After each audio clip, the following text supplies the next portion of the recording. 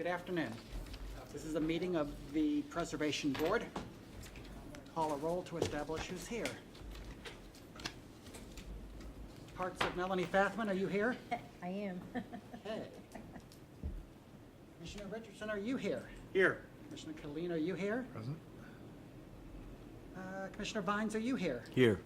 Okay, did I miss anybody? Okay. There are 5 of us here, and no further commissioners expected. Maybe they'll surprise us. Commissioners, has anybody read the minutes from September 2018? And if so, do you have a motion? I have read them. I move that we approve with one correction, which I've already shared with Adana. And what is that correction so that the second can agree with it? The item 1, it said detached garage, and it should be attached garage, or vice versa. I can't remember which. Okay. Is anybody going to second that? Second. Is anybody Really? going, is anybody going to discuss that? Hearing no discussion, all Well, those in favor? Just so you know, that was my project, and I remember it was wrong. For the record. Well, I liked it better when I thought you had read the minutes carefully. Well, And okay. it had gone through them in Burkett fashion. Yes. Hearing no discussion, all those in favor of approving those minutes, say aye. Aye. Those are the minutes. Commissioners, looking at the agenda, does anybody care if we move 7 Lennox Place down to 4th instead of 1st? There's a arrival transportation issue brewing. I'll be representing that one, and I don't have any problem with that. Excellent. And I need to recuse on that one. Okay. Well then, our agenda will be as written with the exception of agenda item A, which moves into after agenda item D. Let's begin. Calling 1921 Oregon. I'm Jan Cameron from the Cultural Resources Office, and Hello. this is the preliminary review application. Oops, sorry, you have to, a moment here.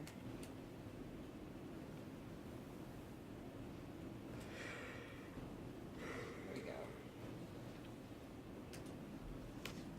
And it is to construct a detached single-family house on this lot in the Fox Park Historic District. And you will note the unusual context, having a 1960s small one-story to one side and a two-story Victorian to the other. Site in the district, which is indicated in light gray. And the site plan showing a detached 2-car garage directly behind the house, which is in accordance with the standards.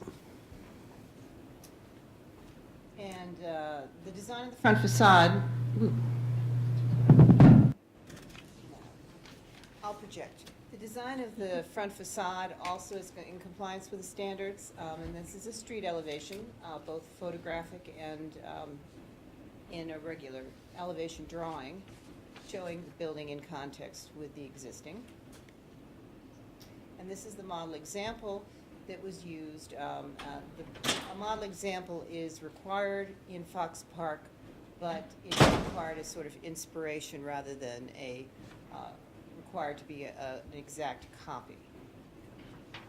Okay, and again, the front elevation with stone steps and a brick front. The concern that the staff had, however, was the deviation that exists in the secondary elevations.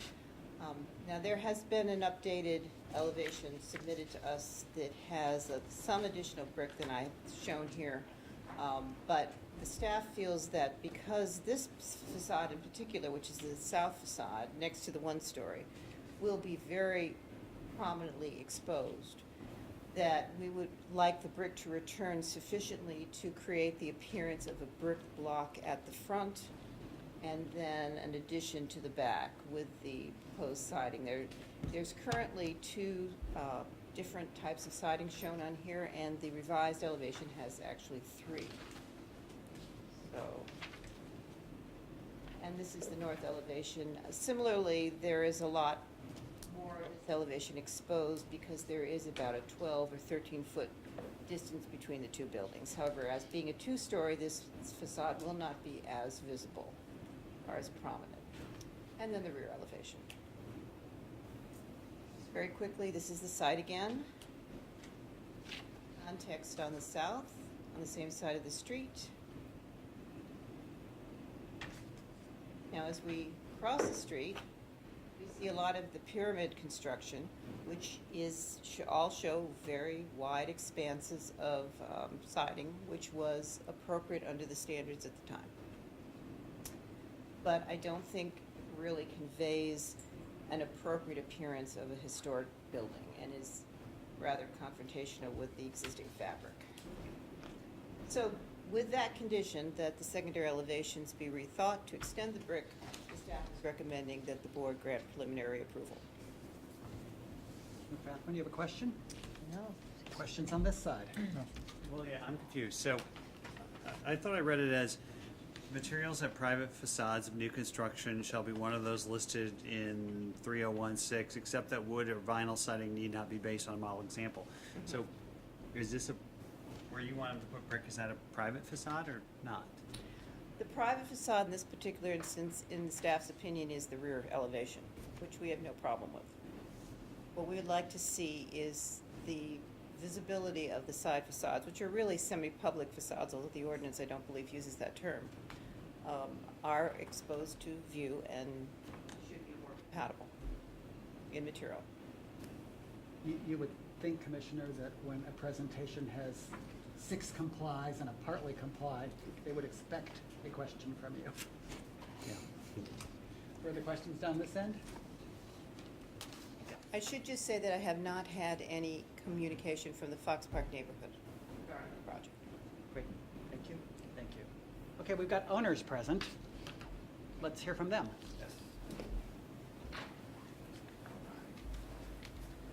So, Good afternoon, good afternoon. Greg Bauer, and this is my lovely wife, Elaine. and tell us an address where we could find you again. Yes, so the project address is 1921, or our personal address? To find you. Oh, okay, it's 2806 Russell Boulevard, so about a block away from this particular address. Okay. Tell us what you want to do. Tell us that you've seen staff's recommendation, and tell us if you want us to take it or not. So we've heard Jan's recommendation. What we would recommend, or what we would like to see, is a little bit of consistency. You know, we talked about what was going on to the north and to the south and to the east, and you can just tell that there's 2-foot returns on basically what would be the non-private facades, or, pardon me, the private facade, right? The private facades, because there's only one non-private facade, which is essentially adjacent to Oregon, okay?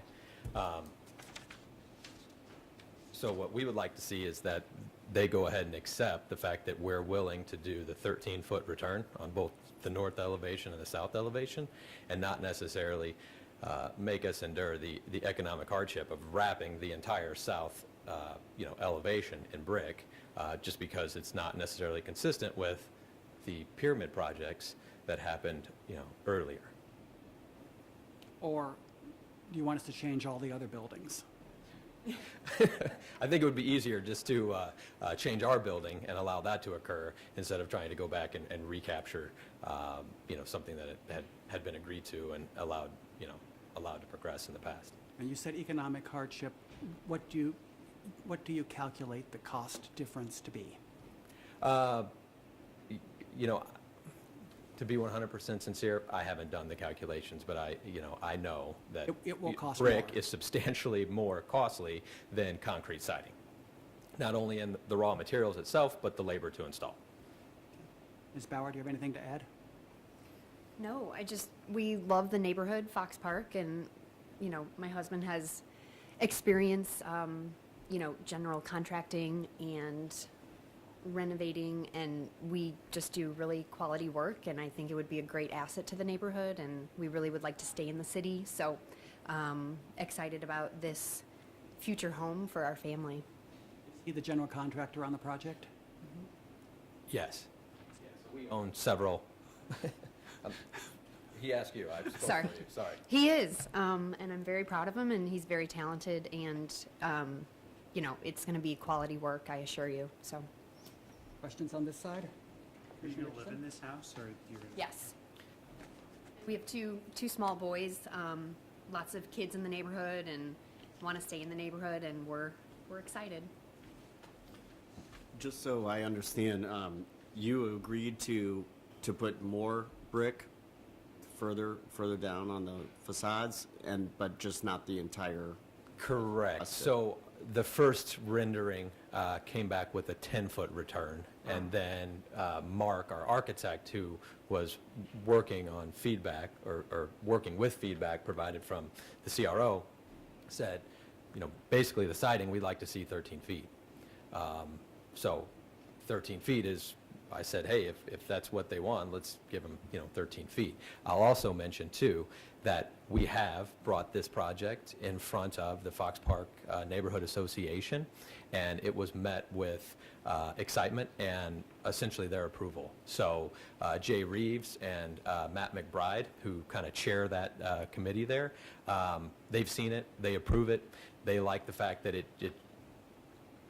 just follows the historic standards. I mean, In their excitement, they may have forgotten to tell us. okay. Well, I can very easily get a hold of both of those gentlemen and say, hey, you know, let the chairman and the board of the, you know, historic preservation, pardon me, commission, you know, share the enthusiasm, pardon me. What commission? We're a board. The board, the board. Melanie, Cheers, I didn't know that. you have been on this for 4 decades. Well, Or I'll make any sure board. that they communicate the excitement, but it has, you know, we went to the meeting, we shared it with them, you know, they stated that they approved it, they liked the fact that we were staying in the neighborhood, and, you know, we were gonna build a home. Other questions for the Bowers? Is time of the essence? Because normally when people claim economic hardship but don't bring any evidence, we postpone things for a month so you can get that together, or you can get these letters together of support. So could you wait a month and get those things together for us? Yeah, I mean, you know, part of the hesitancy standing in front of you today, I've never done this. I mean, I don't understand the process. You know, our architect put it together and then basically said, you know, show up here today. And it's like, well, what do we bring? What do we state? I mean, essentially, we're just trying to get a home built. And, you know, the instruction to the architect was, let's build this thing to the historic standards because time is of the essence. You know, I've got 2 young children. We've got a family. We live in a duplex now that we own. We live in 900 square feet. Our youngest son's Everett, you know, was born basically 4 months ago. So my lovely wife here is like, let's move. Let's, you know, get on with this. Everett sleeps in the kitchen right now. So I had convinced her that, hey, I will take action, I will get this done. But again, I don't understand the process. I've never tried to build a home in the city. If it were renovating existing, wouldn't have an issue. I'd take it to the CRO, get it approved over the counter, and go build the thing.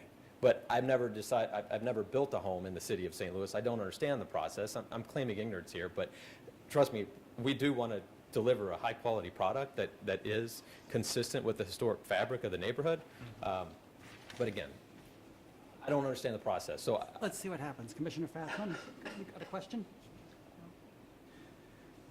Okay, thank you very much. Thank you. Commissioner Richardson, you got a motion? No. Okay. Commissioner Killeen, have you got a motion? No? Anybody have a motion? Melanie?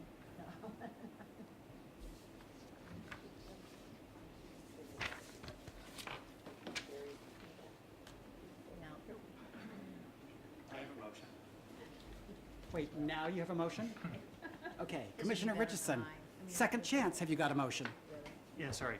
I move we grant preliminary approval of the project as submitted by the applicants with final drawings, materials, and colors as typically required to be approved by the Cultural Resources Office.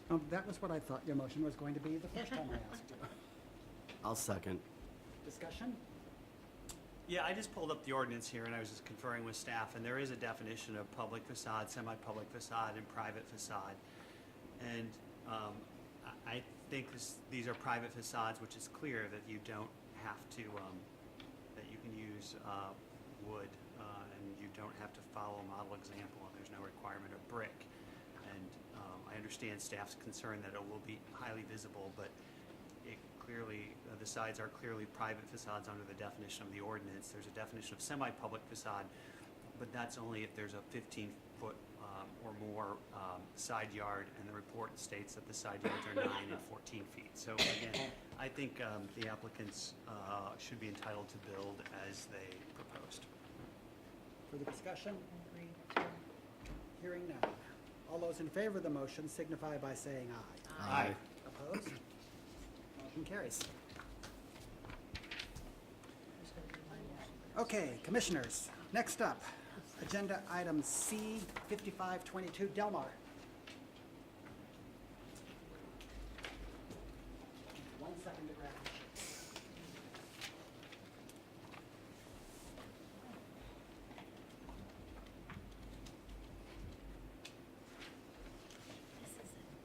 This appears to be an inaugural presentation.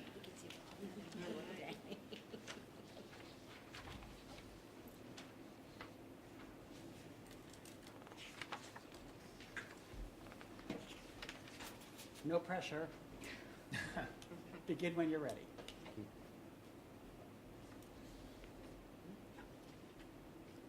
My name is Bethany Moore of the Cultural Resources Office. Can't hear you. Melanie.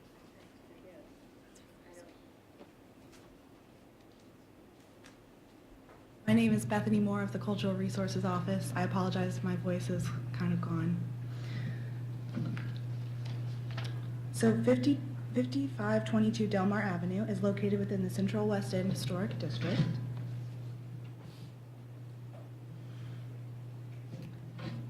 The applicant has asked for a preliminary review to seal and tint the exterior brick and concrete. 5522 Delmar Avenue is a 7-story residential apartment building built in 1950. The applicant's proposal to seal and tint the exterior brick and concrete with breathable masonry coating to a Prosoco paint product. The applicants would like to paint the building because they are dissatisfied with the results of their cleaning. The Cultural Resources Office has reviewed the application based upon the residential and institutional design standards. This is the site outlined in red within the Central West End Historic District. And this is the primary facade facing Delmar. And these are details of the exterior conditions.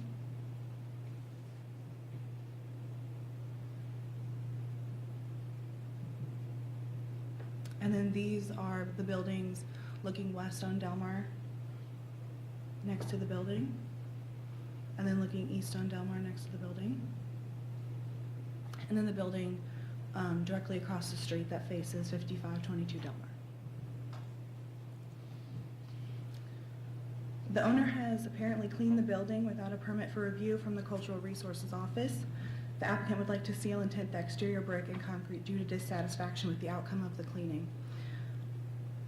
The Central West End standards state the previously unpainted brick and stone shall not be painted where masonry has been painted, either in contravention of the standards or prior to their adoption, and paint can be safely removed. This should be done. Waterproof coatings on historic masonry are not permitted because their application can result in damage to the building. Sandblasting of masonry, either for cleaning or paint removal, is prohibited. Other cleaning and paint removal techniques require a permit and shall be submitted for review by the Cultural Resources Office. Based on these standards, it is the recommendation of the Cultural Resources Office that the Preservation Board deny preliminary approval for the proposed exterior sealing and tinting based on the guidelines outlined in the Central West End Historic District standards. Questions on this side, Melanie? Not yet. Okay, questions on this side, commissioners? Thank you very much. Okay, we've got the applicant.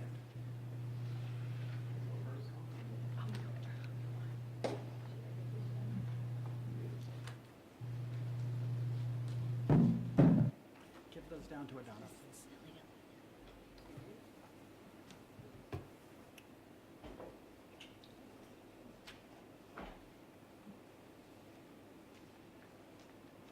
Mr. Klitzing, welcome.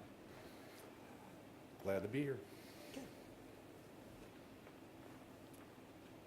Read the staff recommendation. Tell us what you've done, what you want to do, and if we should agree with the staff or not. Well, the building in question, 5522 Delmar, as you could see in the contextual photographs that were taken of the west view and the east view on either side of the building doesn't necessarily contextually fit because it was built in 1950 as opposed to the buildings on either side of it, which were built much earlier. My client came in, they bought the building. They wanted to do a simple upgrade on the units, add laundries, new kitchens, that sort of thing. And the windows were old, they didn't work, so they decided to start working on the windows. And then the progression just went on further on the exterior of the building. If you look at the building, there's some concrete bands on the building that if you looked earlier, they were, some of them had spalled to where rebar was exposed, so they came back in and fixed that, making the horizontal bands not match from the old concrete to the new. So there was splotchiness on that part of it. Plus they tried to clean the building with the Proseco, and the photographs in our submittal are a lot different than the photographs from staff. The staff photos looked like it was fairly smooth and even, but the photographs have been submitted by the client. Shows that it is very difficult to get some of the dirt and grime off the building, tar, things like that. There's space on the building, where the building hasn't been maintained for quite a while.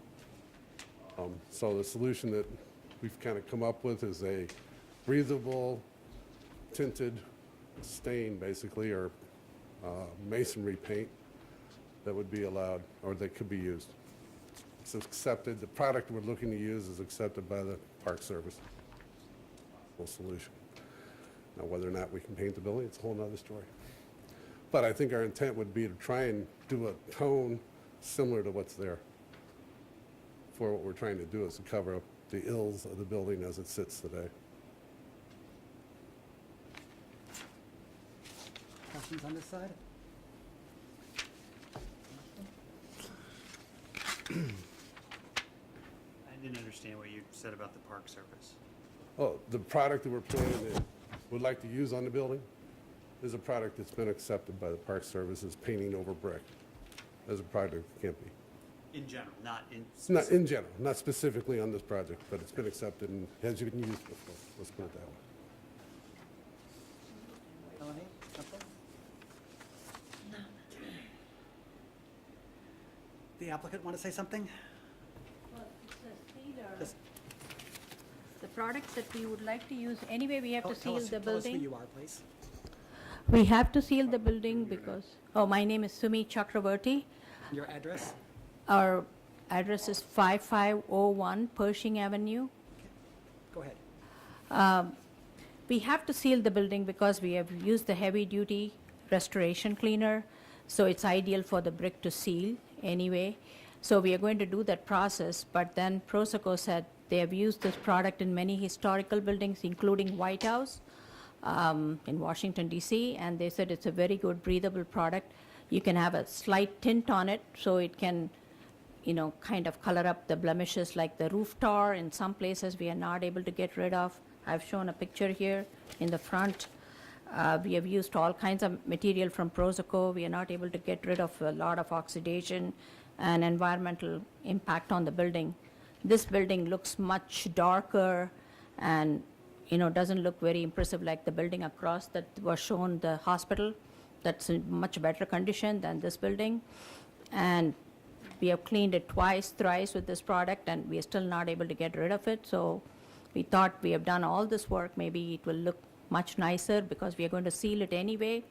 Maybe seal it with a tint. And if we do not approve a tint, you're going to seal the building anyway? Oh, we have to seal it. Okay. I mean, to protect the bricks, masonry, because we have used a restoration product cleaner to clean the building, so. Do you dispute that you needed a permit to do what you've already done? Sorry? Do you know that you needed a permit to do what you have already done? I thought we have a building permit that was got for the whole Spritzing? project.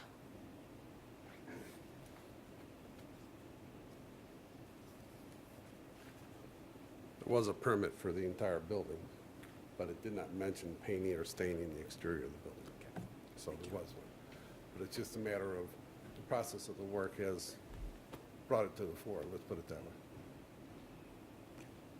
Questions on this side? Questions on this side? Okay. Commissioner Colleen, have you got a motion? We're gonna see if anyone else wants to speak. There is no one else to speak. Oh, I'm sorry. I saw someone from the west end out there. I thought he was going to talk. Didn't sign. Did not sign. Okay. I don't have a motion. I'm sorry. Chairman. I got one. Commissioner Vines. I actually move to overturn the CRO's directive and allow the tinting and sealing to take place. Okay, is there a second? Second. Discussion. Commissioner Vines? I live nearby in Skinkard of Bolivar. I pass this building all the time. I was terrified when I saw the building go dark that it would be before us asking for a demo permit. I've always liked that building because it does stand out. It's got distinction. And its style does, to me, allow for a little bit more creative flexibility in terms of renovation. It's not the same it shouldn't necessarily be exactly held to the same standard as the older buildings in context. I think this is a vast improvement to the property, and it seems to me the only reasonable alternative would be to seal it and allow the blemishes to be visible. And I don't see how that enhances the streetscape or the curb appeal of this building. I see no downside to allowing them to do a tint on the areas in question. Okay. Commissioner Richardson? I'd agree with everything that Commissioner Vines has said, and just, again, I think this historic district, the period of significance, originally wouldn't have contemplated this being a historic structure, so I think I agree with Commissioner Vines that there should be a little more latitude with alterations to it. Quite the I mean, I like that the historic district standards, original historic district standards for this district were written to prevent the construction of buildings like this. Correct. Comments? And we amended this ordinance a few years ago and didn't change the period of significance, is my recollection. Yep. Oh, I think it's telling. I just assumed that the west end would be up talking about this, but since that no one's here, it's very telling because they never miss the project. So I Bill's think- here. Bill's here. He did not sign up to speak, Oh. so I agree with the motion. Melanie? Well, I guess the breathable masonry coating then will not cause damage to the brick and behind it. That's one of the reasons that we don't paint. Is this, get past that or buy that, or is this a better product, or?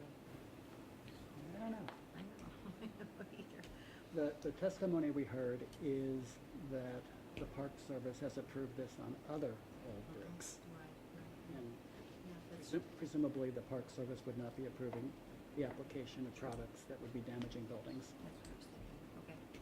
Although, I mean, we also heard testimony that this was used on the White House, and look how that turned out. It is. Yeah. Further discussion?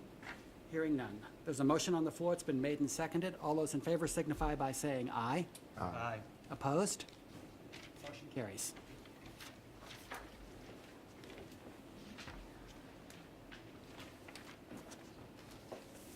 Okay, Commissioners, 2856 to 58 Lemp.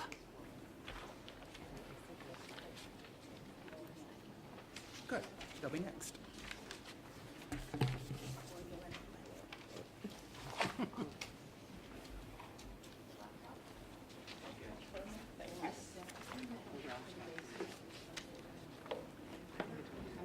begin with Cultural Resources Office. This is 2856 to 58 Lamp Avenue.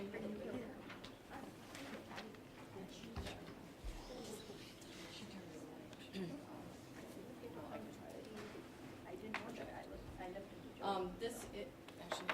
Why is this is not right here? Sure. Why is that in there?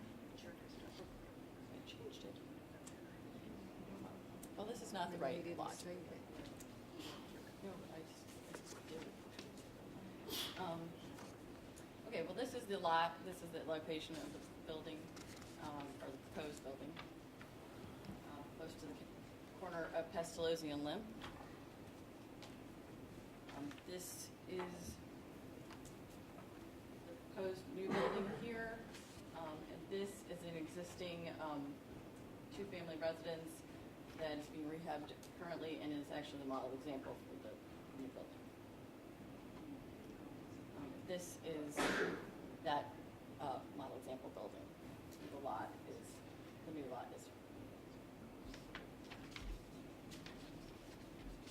This is the proposed front facade of the new building.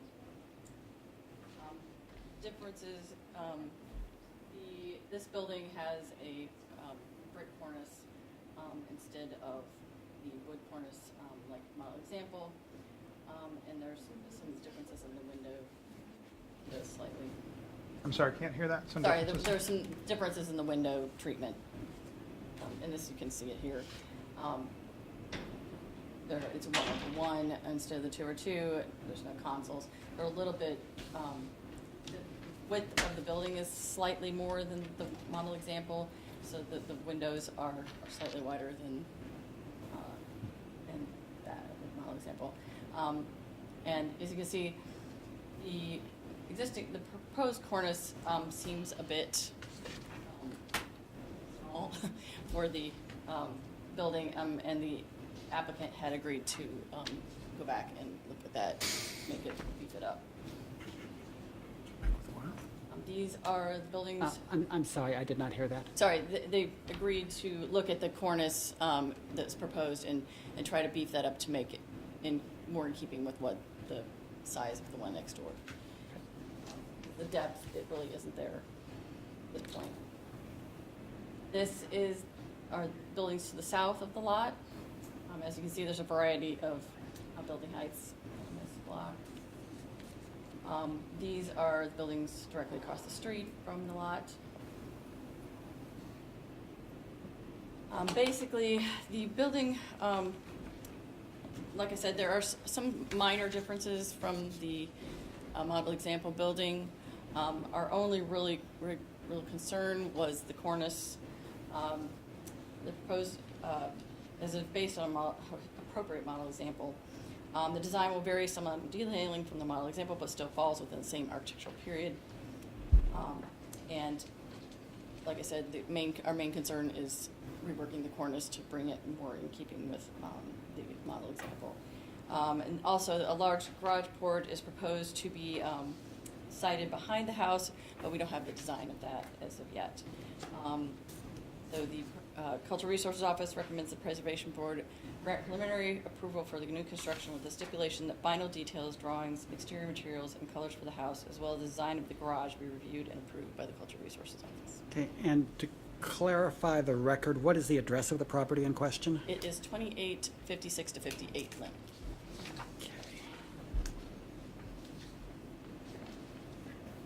So why not hold them to match the windows exactly? I get the length is different, but Well, I think it was to keep the ratio of solid to void. but these don't really match the proportion of windows in our neighborhood that well, I think. Well, I mean, we And can, the cornice, for that matter, if it's a model example, why don't we make them build that cornice? they wanted some variety. I mean, we have allowed some difference in this historic district. Does the district actually allow for that kind of variation? You can base, as long as they base it on a model example of a similar building, I think you can do an element of a building, I believe. like it's the same time period and architectural style. I'm sorry, I can't hear you. That as long as the same time period and architectural style. Okay. Thank you. Further questions? Okay, thanks. Okay, Commissioners, there is apparently no one here to speak on this project. No architect, no owner, no applicant. So, I have a motion. That we grant preliminary approval with the following stipulations, that the cornice be redesigned to match the model example, and the windows also be redesigned to match the model example. is there a second? Yes, a second. Seconded by Commissioner Fathman. Discussion? You know, it seems subtle, but, you know, I go down the street every day, and just looking at this, it wouldn't work. The windows are too wide, it's just slightly off, and it would just feel like we made a compromise we didn't need to make. So why not make them get it right? So, that's my opinion. Further comments on this side? Comment on this side? Agreed. Okay. There's a motion on the floor. It's been made and seconded. All those in favor of the motion signify by saying aye. Aye. Opposed? Motion carries. I didn't sign up, but you know I'm speaking for them next. Okay, that's fine. Yes.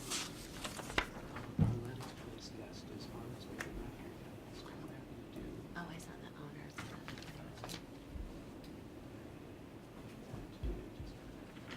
Okay, we're going to take a 5-minute break. Okay. Thank you very much for your patience. Calling number 7 Lenox Place. Commissioner Killeen, have you got an announcement? I must recuse. Okay.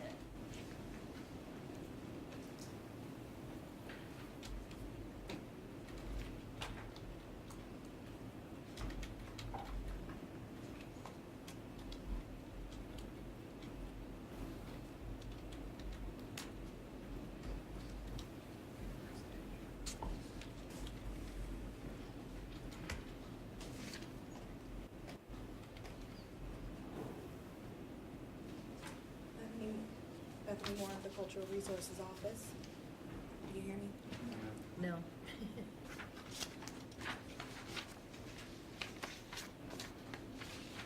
Bethany Moore of the Cultural Resources Office. 7 Lenox Place is located within the Central West End Historic District. The applicant has asked for a preliminary review of the construction of a front entry porch. The Cultural Resources Office and Preservation Board has jurisdiction over additions to existing buildings in the Central West End Local Historic District. 7 Lenox Place is a large 3-story single-family house constructed in 1902. The owners propose to construct a new entry porch to the front of the house in a style in keeping with the buildings along Lenox Place. The Cultural Resources Office has reviewed the application based upon the residential and institutional design standards. Currently, there is not a covered front entry porch. Here is the site of 7 Lenox Place within the historic district, outlined in red. The houses on either side of 7 Lenox Place do have covered front entry porches, as do several adjacent homes on the street. Here's the primary facades of 9 Lenox Place on the left and 7 Lenox Place on the right.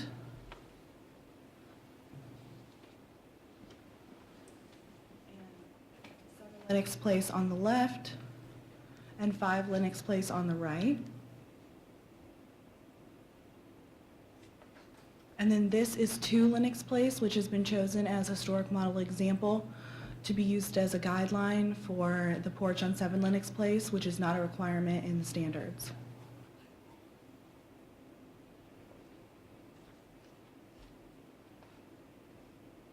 The Central West End Historic District standards state the addition or removal of decorative elements, such as window pediments, bracketed hoods over doors, door surroundings, etc., normally is prohibited unless addition or replacement would return the building to its original design. Proposed exceptions shall be subject to review for design suitability and approval by the Cultural Resources Office staff. As per the standards, the design of the exception has been reviewed by the Cultural Resources Office, and the design for the proposed front entry porch is appropriate for the style of the building. Let me just show you that. Here is the proposed design. The Cultural Resources Office has proposed removing the exterior lamp right here, as well as the number plate, and the addition of more substantial design elements to the pediment.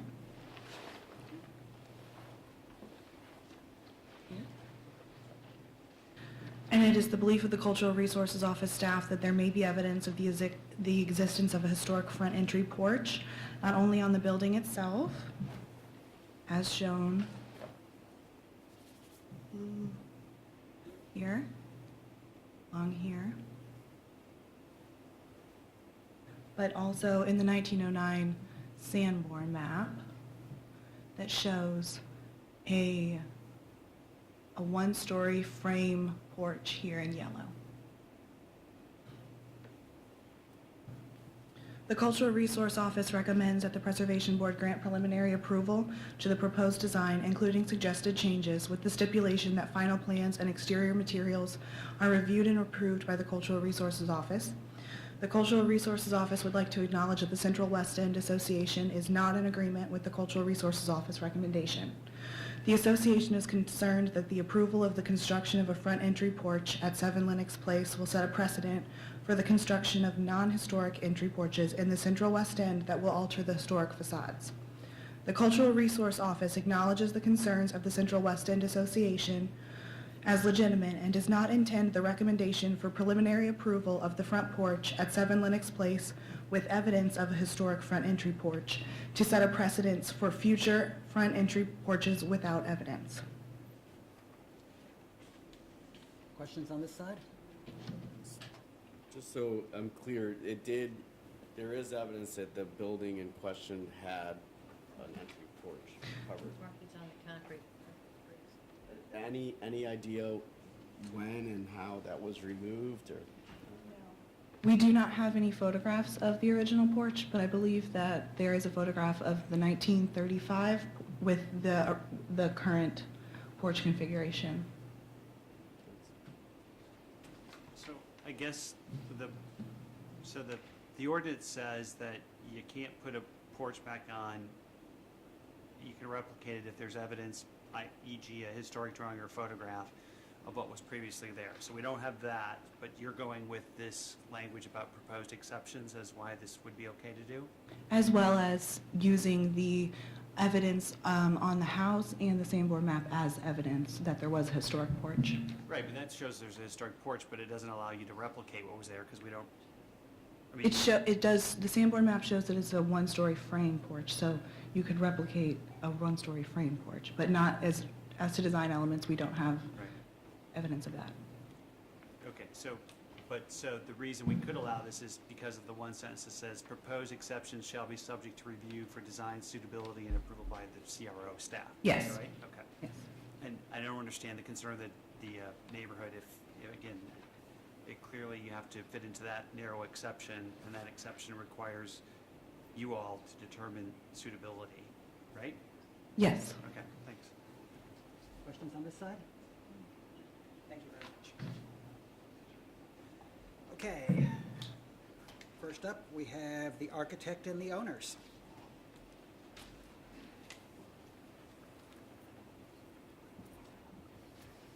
Good afternoon Good again. afternoon. I'm Mike Killeen, address 3015 Salina. You're allowed to make your presentation in any order that you want. Okay, so I'll start and then I'll ask the owners to follow, if you don't mind. Just to give you a little bit of a history on this, the owners have been there for several years and their front porch is failing. So it's a concrete porch. It doesn't look like it's original to the building because the building itself has a stone front on the foundation wall. This is purely concrete. So it was added at some point, is my guess. And it's failing, it's cracking, it's time to replace it. They also talked about security issues on that street, which is where the lighting came from. So actually both the lighting and a covered porch could help with security, with eyes on the street. They feel like they would spend more time out there like their neighbors do with covered front porches. And it's just a nice amenity that they'd like to add as well. So they came to us, and we read the ordinance as well, and we worked with the Central West End Design Committee. They were kind enough to go do some research at the Historical Society to see if they can find evidence of a covered front porch. That was inconclusive. They didn't find it, but this record of the Sanborn map was found. And Cultural Resources has been looking closely at this too. They were the ones who pointed out that perhaps the darker bricks that you see at the top of that existing gabled structure could possibly be evidence of a former structure. So we did the best we could with the historical materials that were there. So it's inconclusive at this point. It could go either way as to whether there was a porch roof there. But we're hoping that the board would consider that perhaps there was, because to install this porch would help to mitigate some of the issues that our clients have, to help to replace the porch, have it be covered, perhaps help with eyes on the street. And they're going to great lengths too. I mean, it's more expensive, obviously, to build a porch with a roof. So they want to invest in the city, and so that's their argument for wanting to keep this, or wanting to have this design be considered. So, and I'll let them speak now. Thank you. Just a quick question. Yes, sir. You heard staff mention several changes they'd like to see. Are you okay with those changes? Not okay with those changes? I'll let the owner speak to that, but it's my understanding that we'll work with staff to give them what they want. But I know they have some questions. They wanted just to address the lighting issue, though. So I just want your professional opinion. Is what's there now original or not? Because your testimony, I was a little confused. So what you're going to be removing, in your professional opinion, that is a later addition? The porch itself, that's my opinion that it would have been. Because to build a porch there originally, well, the Sanborn map said it was a frame porch, so this is not a frame porch, it's concrete. So, not original.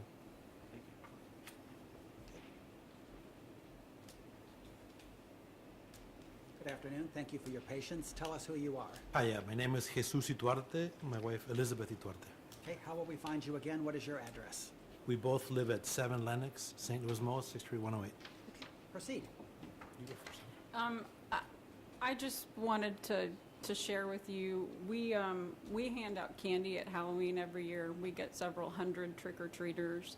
What kind of candy? What excellent candy. And it rained Would you recognize yes, me again? 7 Lenox Place. Don't tell a joke, yeah. It rained. Yeah, we'll make you tell a joke, by the way. It's a riddle. It rained, and we were laughing because we had just met with the Central West End board, and we were joking with one another that wouldn't it be lovely to have a covered porch where we could stay out longer and hand out candy this year. But it is the case. We love where we live. We've been there for 16 years. Lived in the city the entire time I've lived in St. Louis. I've lived in the city. We have property elsewhere in the city. Of course, we're invested in the city. We are the only block that I'm aware of in the city of St. Louis with the original gas lamps that suck light out of the air, especially in the winter time. Lighting is a big deal on our street. We have more than 21 kids on our block. The neighbors like to come out in front and hang out and visit with one another and watch the kids. My kids have grown up on the block. Now other people's kids are growing up on the block. A covered porch would be lovely. It would be a lovely addition. There are so many covered porches on my block, and I do understand. That's why we love living in the West End, the historical elements to it. We are trying to keep those elements. We're just trying to make our house a little bit more enjoyable. So your testimony was that you laughed at wet children? And we laugh at wet children. No, we'd like to keep a roof over their heads, yes. You have something to add, sir? Yeah, it's a couple of things. It seems that we're looking at two different things as we sit here and listen to people come up and give presentations. One of them is, trying to keep the look of the building as it was built back when they did it. And another one that I like to think is that living in the city, I told my wife a number of times already, let's move out of the city. It's crazy. We just had burglaries in the street last week. We had a carjacking a block away from us.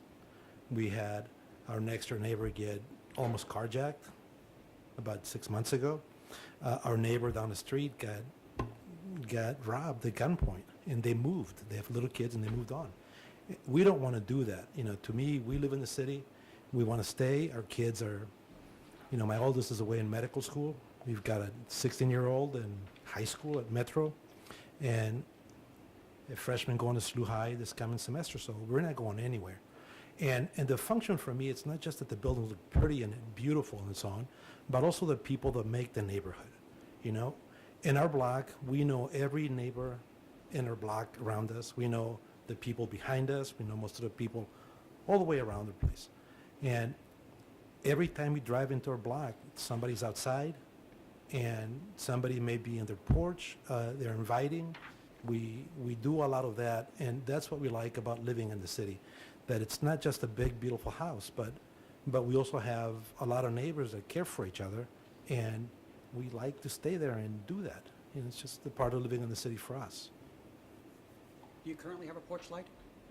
We have a light, yeah. Where is it? It's on top of the door, right by the number 7. And will that remain? Well, if there's a covered porch, that light wouldn't show light on anything. We have it's a small fixture now that has 3 little light bulbs, and we don't have enough light. We have lighting outside, which is the low voltage lighting, but that only highlights the building and the trees. We would like it to be, for example, my daughter's 18. She's beautiful, just a bright girl, and she came home for Thanksgiving break. She was here for a week with us, and she went to Rosati Kane. All her friends are from the city and so on. So she, instead of staying home with us every night as we would like her to do, she's out with her friends, and she comes home. She drives, so she comes home late, and to me, it's just I don't want to hear. To speak to her? Well, if you like to, yeah. But she comes home late, and our street is very dark. We have a lamp, one of those gas lamps, right outside of our house. And is it the lentils or the mantles or I don't know what they're called, the little things that you lit. Mantles. There's no light coming out of there, and it seems that whatever light does come out gets sucked into the trees. So for us, lighting is important because we want to see what's going on. Our neighborhood, we don't have to tell half the people in this room, it's a very walkable neighborhood. People are always walking for exercise, walking their dogs. So it's not just us, it's not just our neighbors, we have a lot of visitors to our street. It makes a difference.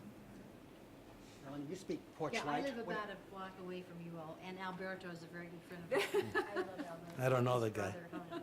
And I agree, and we have at least 200 people for trees. Yeah. What kind of county did you have? Not as good as theirs, I don't think. I don't know, but they still come.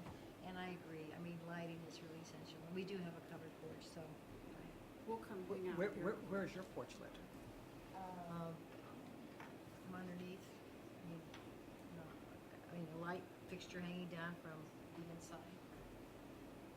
Make any sense? Yeah. Not from outside, right? No. Questions down here? Okay, Commissioner Killeen, Mr. Killeen, is that all of your presentation?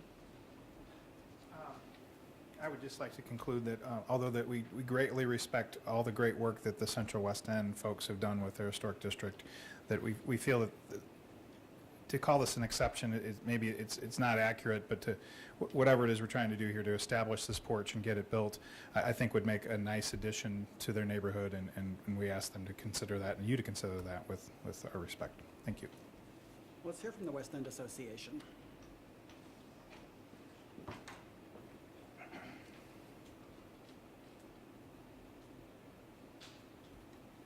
Thank Good you. afternoon.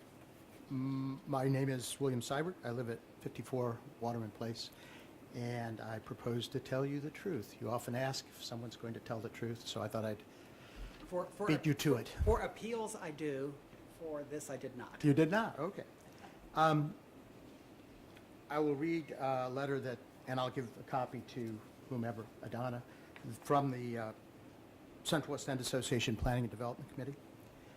The Central West End Historic District standards state the following, and I noticed that the staff did not reference this provision. Each structure in the district shall be recognized as a physical record of its time and place. Alterations that have acquired architectural significance over time shall be retained. Alterations and new construction which create a false sense of historical development, such as adding conjectural features, shall not be undertaken, close quote. Research in primary source records fails to offer conclusive evidence of what, if anything, in the way of a covered entry porch previously existed at 7 Lenox Place. In addition to the, I would mention, in addition to the Sanborn maps, I went through the building permits from the beginning on this street up through 1960, something like that, and there was no indication of any alteration to a porch there. So we failed to find any evidence in that primary source record. Furthermore, a photographic record from 1939 demonstrates that the engaged pediment and pilaster composition presently in place has been a defining element of the design of the house for at least the past 80 years. For those reasons, the Central West End Planning and Development Committee urges the Preservation Board to deny the application to erect a roof over the front porch of this house and to uphold the fundamentally important provision of the district standards previously cited, namely alterations and new construction which create a false sense of historical development, such as adding conjectural features, shall not be undertaken. It's true that the Sanborn map indicates the presence of some sort of porch, but as the Commissioner Richardson pointed out, we have no record of what that looked like. If, in fact, there was a covered porch there, we don't know. So, failure to uphold the provision cited in this instance would contravene and undermine the basis on which the historical integrity of other houses on this street, as well as scores of others throughout the district without covered porches, can be preserved in the future. And I think that is our main concern, how to distinguish this from other houses that do not have, and I should say on Lenox Place, the majority of the houses do not have covered porches. I counted up 8 with and 11 without. So I don't think the addition of one more is going to significantly affect situations that were described that we all live with in this neighborhood about crime. I do have some examples, and were you going to help me show those? And that's my main question for you all. How, in the future, if this provision is overlooked, on what basis can we be assured that preservation of other houses without covered porches will be, their original design will be preserved, should someone come along and say they just want a covered porch to sit out under it in the rain? Bill, I'm sorry. You didn't? I totally forgot about it. Do you have them that we could pass out to the board? I didn't bring them because you told me you would have the Would you examples. Would you characterize what you wanted to show us, please? Well, yeah, there were 2 houses specifically on this street that have a similar situation where there is a central entry, a porch without any cover, a very attractive, beautifully designed entry composition, and you know, one of them's for sale. And my question is, if somebody buys it and sees this one going up across the street, on what basis can we say this design, which the previous owner is also a member of our committee, John McFeeters. I did talk with him. He lived at 6 Lenox Place directly across the street for many, many years, and he sent me an email saying that as far as he knows, there was never a covered porch there. Although the Sanborn map indicates a yellow thing out in front. So, you know, I don't know. But this is our main concern. And unfortunately, I do not have examples to show you. Also, a bunch of them on Pershing Place, the street right over. Your testimony is fine. Thank you. Could I just address, Seibert is speaking of have quite elaborate elements, but they don't have a covered porch. And we acknowledge that was the reason we added to our presentation the fact that this was not to be considered to be a precedent-setting exception to the standards. Would you remind me why it wouldn't be a precedent? Because there has been alterations to this, and what they're removing and covering is not the original historic material, which in the ones that Mr. Seibert is referencing would be. Okay. I don't know if at 1 Lennox and 6 Lennox that is true. I don't know. Do you have could you pass them around?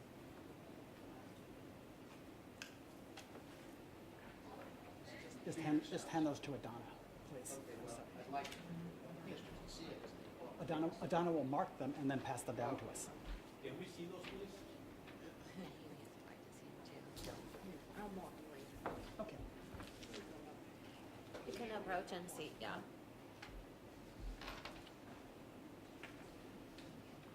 Mr. Colleen, do you want to look? I don't know what it's, because we get a lot of style photographs.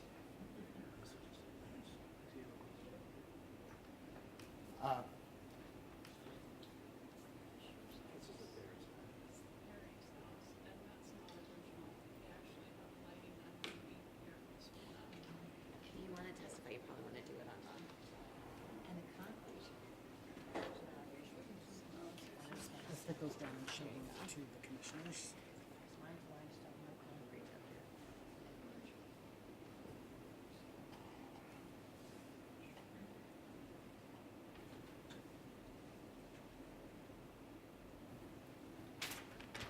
Good afternoon. I'm Good afternoon.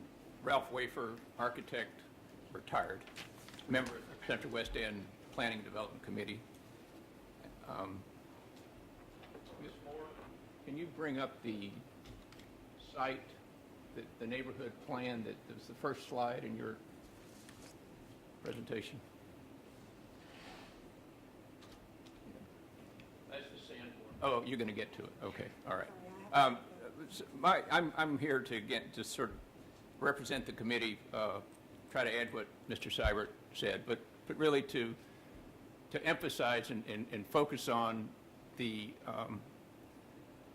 precedent-setting nature of this, and to emphasize the importance and the standards to the phrase that we wrote, that alterations that have acquired architectural significance over time shall be retained.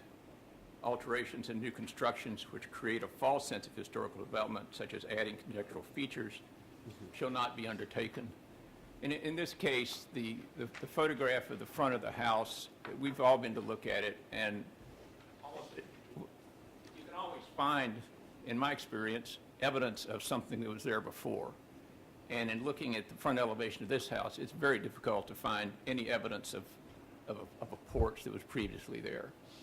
The 1939 photograph we have showing what's the current situation may very well have been an alteration prior to 1939. We don't know.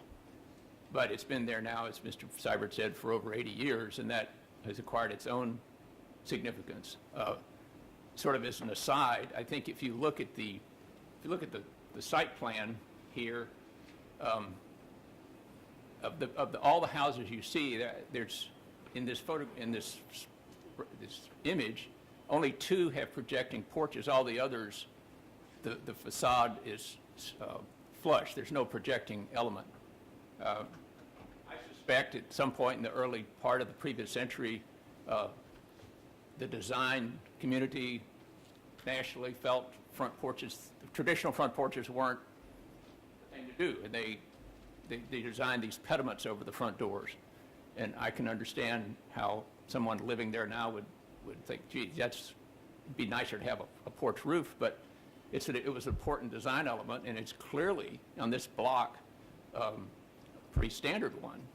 And so we're trying, the committee just wants to truly focus on the issue of change for the sake of change, not to diminish the family's desire for something different, but the historical record is clear, and we don't want to, we want to think hard and fast, long and hard about changing it. So that's why the Planning and Development Committee adopted the position it did, because the standards are very clear, we think, on this issue.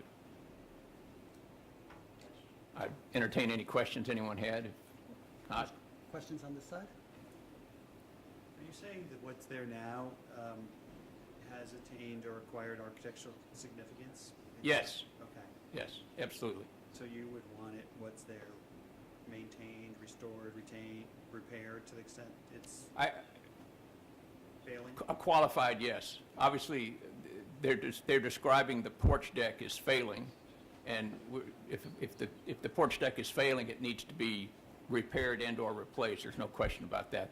That's not an issue. It's the conjecture of the architectural elements that would have to be designed and fabricated with a projecting porch roof and columns. Okay, so I guess a follow-up question then. But what if we found an exact photograph of what there was a covered porch there? Then would you be okay with them taking off? Absolutely. I've experienced that myself in my own architectural practice where that happened, and yes, then we have the record that we're looking for. I mean, in the standard site that is if you find that, then. Okay, but then, I guess, then the alteration hasn't acquired architectural significance Well, in and of itself or over time. Oh, yes, it has, but if Mr. Colleen or the family showed us a photograph from 1904 or 6 with a constructed front porch with whatever design, that would be evidence of an original design, and that, I think the way the standards are written, that could be replicated, and it would adhere to the Even though the what's there now, and let's say it was put up in 1939 or wherever the date of the photo was, you'd be okay with them taking down the 1939 entrance feature? Yeah, I can't quote the standards exactly, but certainly Mr. Seibert quoted it. If an original or historic porch, veranda, or balcony has been removed, these may be replicated when evidence, for example, an historic drawing or photograph, is available to document what was previously there. And the other provision says that conjectural additions, which this will be, conjectural, what it looked like, we do not know. Right, I was just trying to get to first, are we concerned with what's there today if that has acquired historical or architectural significance?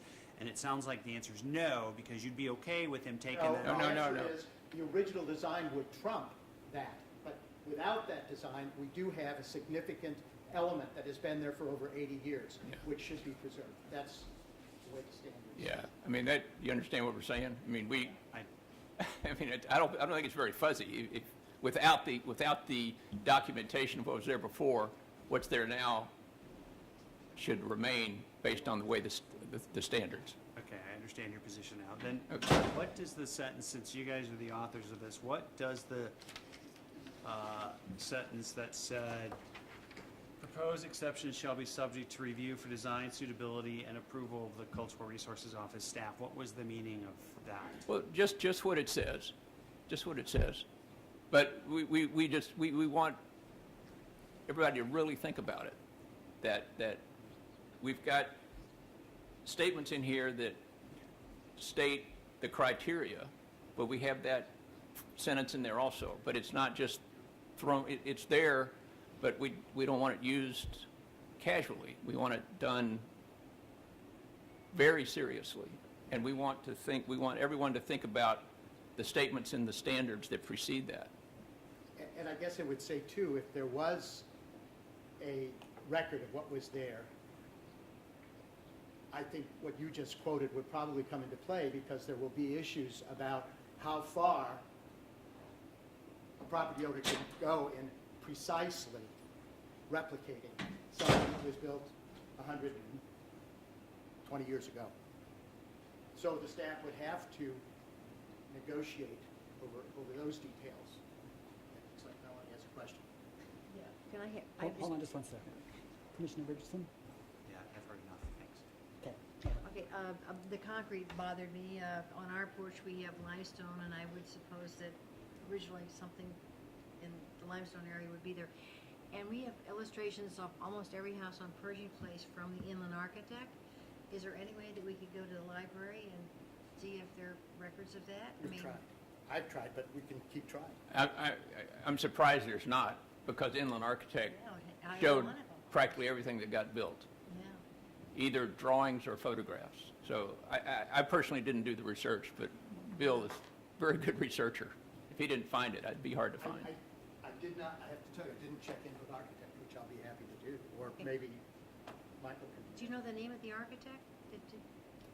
Man, it's The in the landmarks Ortiz? map. I think it might be Varney. I'm not sure. I'm not sure. But I would like to do that because I understand your point too. I mean, I really do. Yeah. But we won't let anything else get by us. Okay. All right. We'd love to talk about lighting.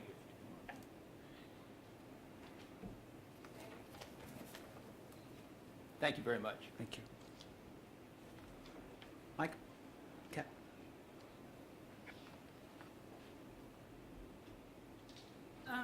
There were two exhibits that you all had not seen before. You have now seen them. Is there something that you'd like to add or subtract from your testimony? Yes, I'd like to just point out this one exhibit, I think that's is it number 7 or? At McBeavers? It's number 1. There's a photograph of that very house within what you presented earlier. And we talked about that at the West End meeting when we were trying to figure out a way to make this happen. That decorative piece above number 6 Lennox Place where the McFeeters used to live, the Perrys live there now, is not original. It's right, you're right, there's no porch there, right there. There's a very modern lighting fixture underneath that flat section there above the 6, but that's not original there. You just had a picture up of was it the assessor's map? That doesn't look the same as the map that you had earlier, that one. Sandbarn, yeah. Forgive me, I don't know where. Those 1, 2, 3, 4 porches that show up in the front don't show up on that other map that we just looked at. I just wanted to point that out to you. When we met with the Central West End Board, one of the first comments were, well, you should really be doing a flat roof. And we talked about that, and we've spent money with an architect, and we tried to come up with ideas, but we came to the conclusion that the flat roof doesn't fit the original shape of the door. You'd be fighting against the original shape. And wouldn't that pitched roof, it seemed like the argument had to do over flat versus pitched. So we're staying with the original shape. We're not ripping that original shape off the front. We don't propose to do that. We just propose to extend that out. And that's what I would offer. Sir? A couple of things. We weren't just frolicking, drinking, having a drink, and decided to get a porch in front of the house. We lived there a long time. I don't need you for a closing. I just needed you to comment on the exhibits that you just saw. On that plot there, they mentioned that they don't see any porches protruding, and that's because there are at least 3, maybe 4 houses where the front of the house isn't built into the street, but it's built into the house on the side.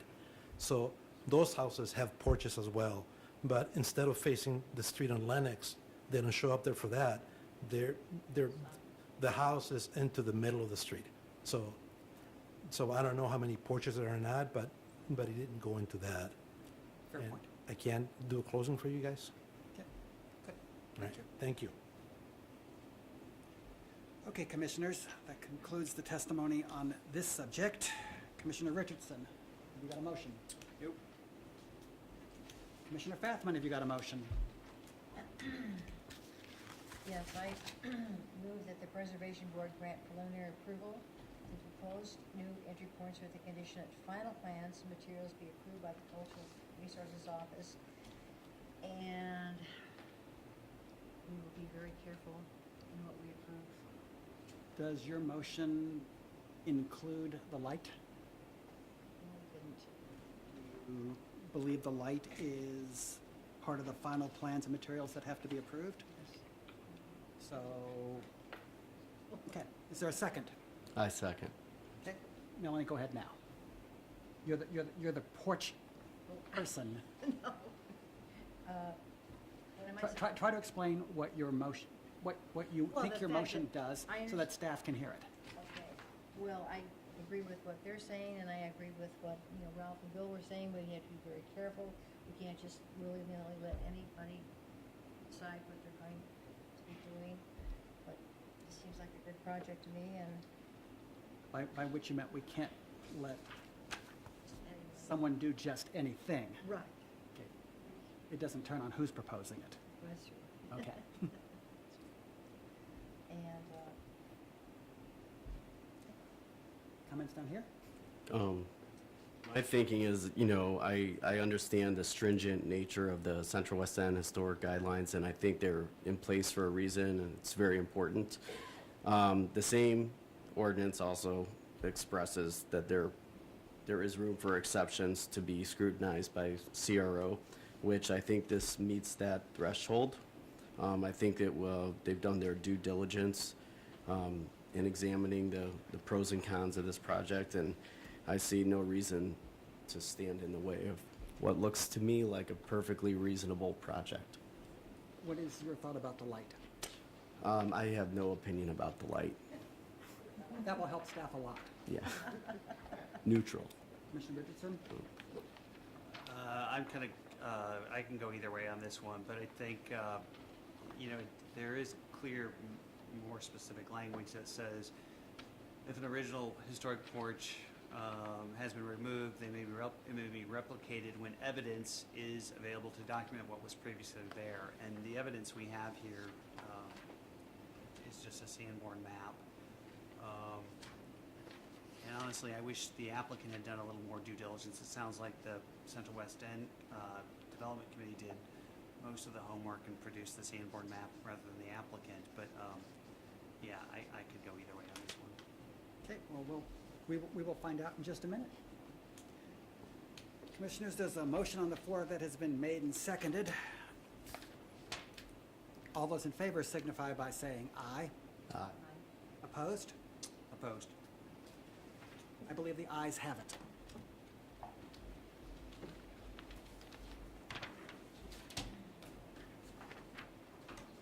Okay, agenda item E, 4143 Manchester. Commissioners, I do not intend to vote on this issue. I have discussed it with the applicant and the owners for about 10 years now, and probably no more than is ever going to be presented here.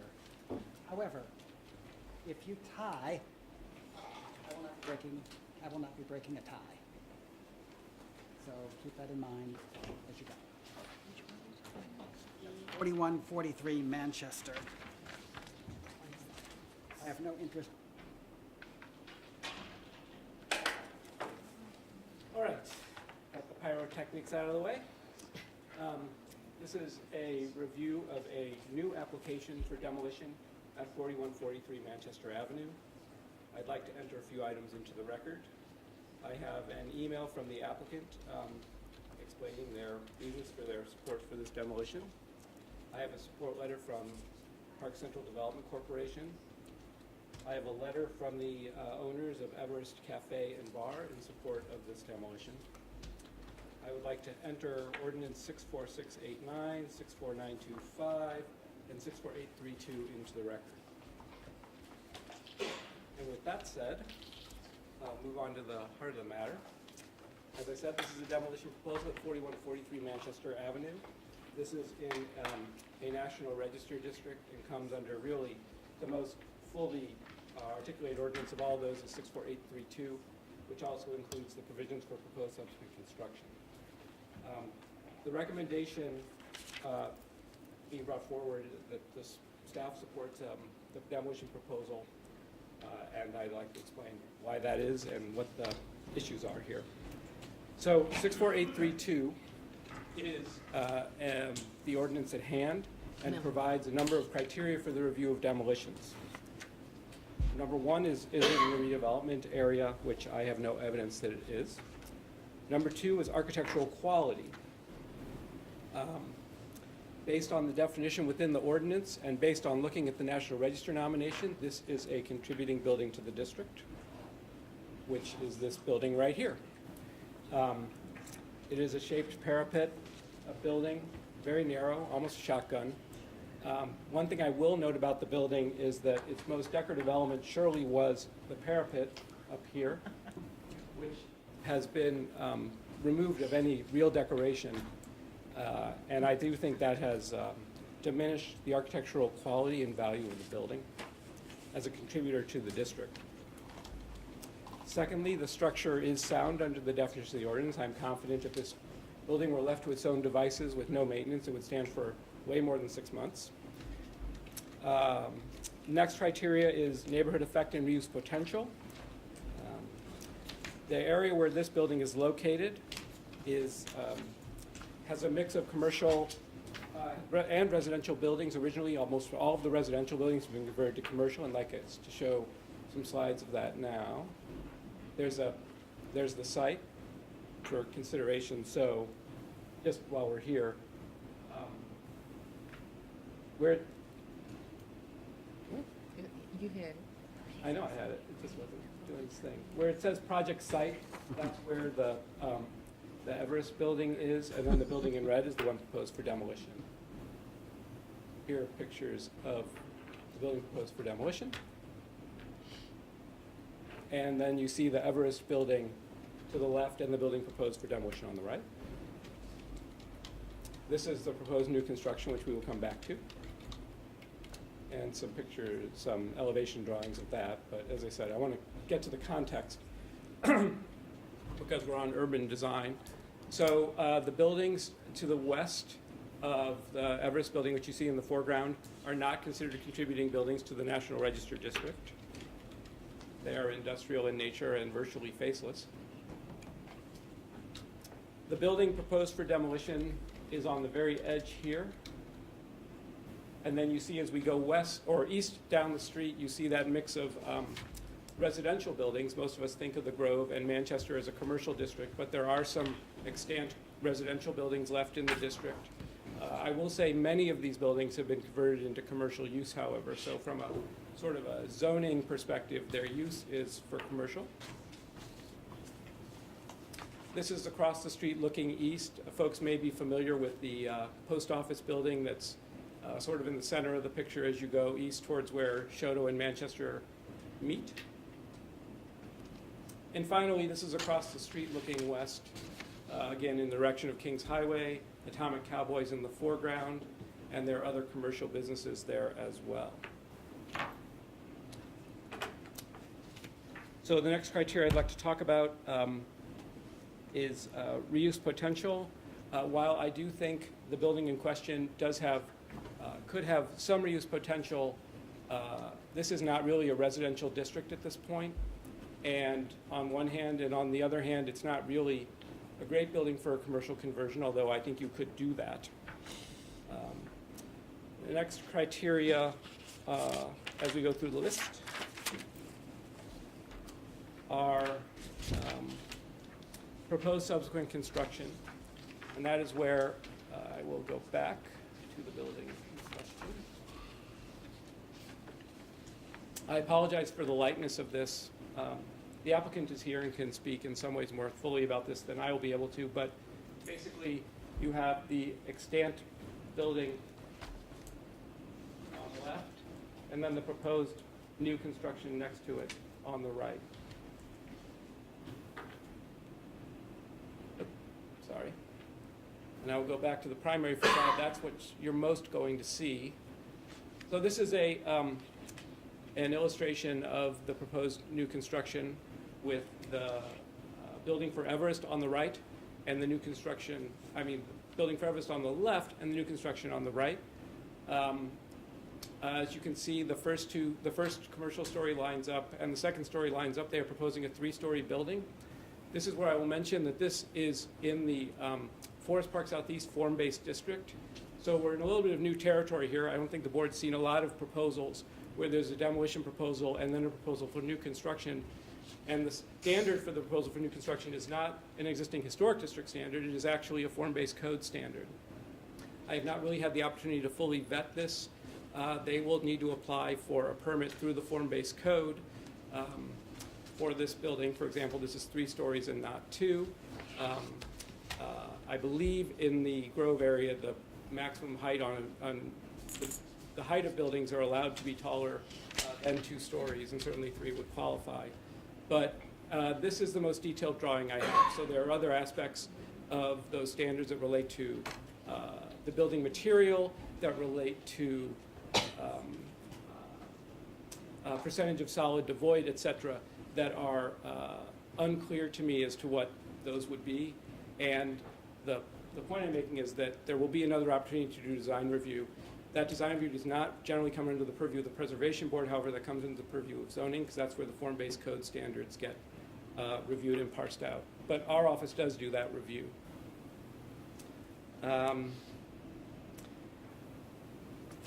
The new construction would be an expansion for Everest Restaurant on the first floor. And this is where I think we get into an interesting aspect of the ordinance that doesn't often come into play in 64832, and that is commonly controlled property, where it reads, if demolition application considers property adjoining occupied property, and if common control of both properties is documented, favorable consideration will be given to appropriate reuse proposals. Appropriate proposals include those allowed under the current zoning classification, and the use, I'm sure, is allowed under the zoning classification. Reuse for expansion of existing conforming commercial or industrial use, or consistent with present conforming adjoining use groups. Potential for substantial expansion of an existing adjacent commercial use will be given due consideration. So in this particular case, I think we have a building that is diminished in its character because of alterations. We have a successful business that is looking to expand, and we have the section G under the code for commercial, adjoining commercial properties. That is the basis for the staff recommendation for support of the project. I do want to say a word about the staff support for the project. The staff support for this project is based on the redevelopment proposal here. If this proposal were not to be built, the staff support could not be there. So I think a question that's worthy of asking the applicant is, what is the speed at which this will happen, and so on. So that's the only doubt that I have in any way about this project. Otherwise, I think it is worthy of support, and I think there are design standards that will help ensure compatibility of the building under the form-based code.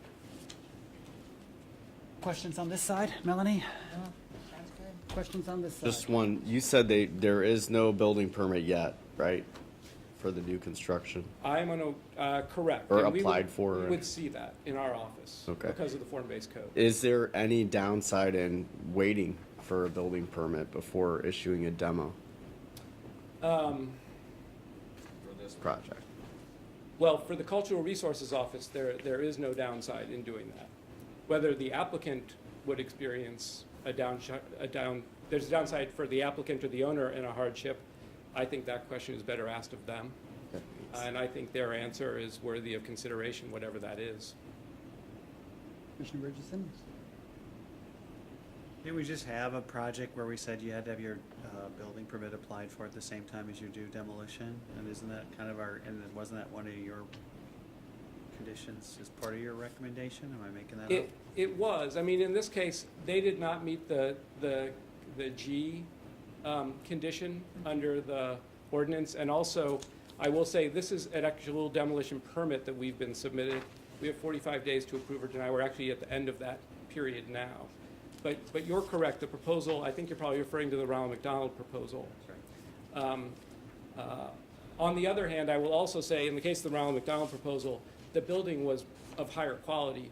It was deemed eligible as a single site for National Register nomination. This is a contributing building to the district that's already been diminished in its character, and is not adding a lot, not nearly as much to the streetscape as the church that was proposed for demolition in that case. So there are some countervailing factors too. Question? No, sir. Okay, thank you very much. Okay, it looks like the entire population of 4240 Manchester is here. You may arrange yourselves in any order that you want to.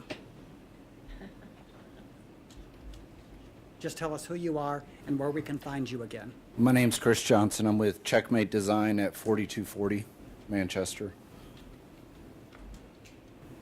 I think what we're after is the demo permit to help the owners of Everest Cafe expand. The project that we're proposing and will eventually go for building permit is a 3-story mixed-use ground floor that Everest can expand into, and gives us 6 residential units of density on the 2nd and 3rd floor total.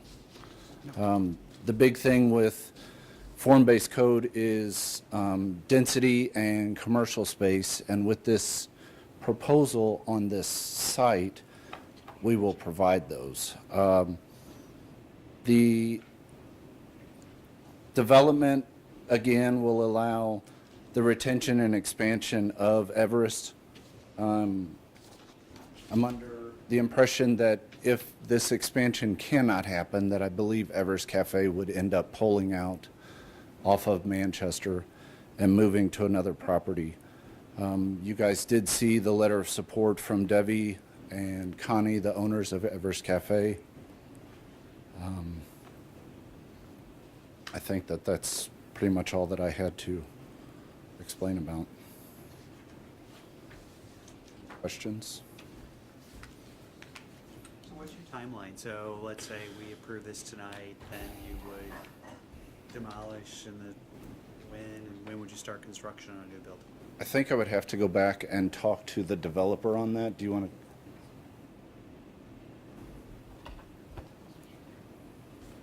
I'm Laura Rebbe, also 4240 Manchester. Our goal is to start construction first quarter next year. We have a loan commitment. It's not going to get closed before Christmas, just given the time of year. But this is a high priority for us, and the project is underway. And I did hear the question about, can you just wait? Why haven't we applied for a building permit? And I'll be honest with the answer. We've had some problems in the past getting demolition permits on some properties in the Grove, and it's hard to spend a lot of money on plans if the city's going to say no to tearing something down. So we wanted to come in and say, this is what we're doing, will you let us tear it down? And then we have to come back with plans. Well, actually, you don't come back to us for the plans. No, what I mean, I'm sorry, let me be more clear about that. Obviously, we need a building permit. I know we don't come here, we come back to the city as a whole for the city to approve the specific plans. That's fair. I appreciate that. I will, I would say for this particular proposal, because it does seem to check the boxes as providing something greater than what it is replacing, I still personally am uneasy about, just blindly, approving like a demo permit without solid business, a solid building permit.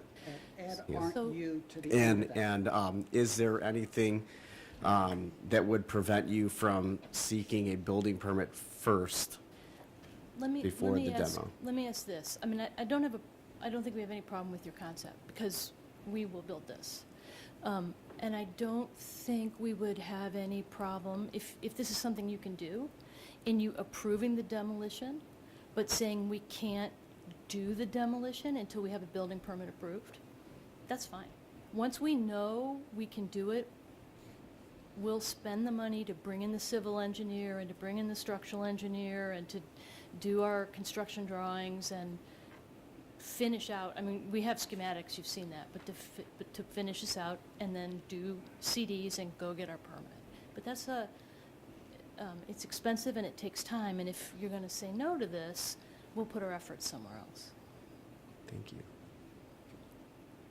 But we're not looking to tear it down and leave an empty lot. we don't want to spend that money if we can't build. Okay, Peter, do you want to take a chance of making this worse or better?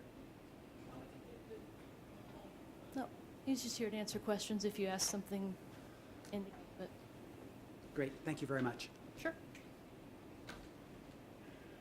Commissioner Killeen, you got a motion? Move that the Preservation Board grant approval for the demolition of this house with the stipulation that a building permit for the new construction that will replace the house be acquired before the demolition permit be granted. Second. Is there discussion? There's a motion on the floor. It's been made and seconded. All those in favor signify by saying aye. Aye. Opposed? That is unanimous.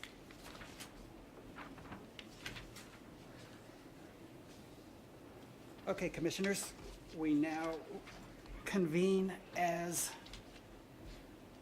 an administrative board to consider appeals of denials.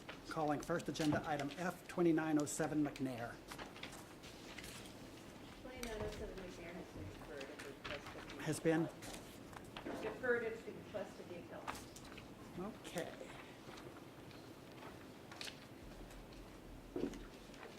Well, yours took so damn long. Agenda item G, 2100 to 02 Ann. Turn that microphone on. Please.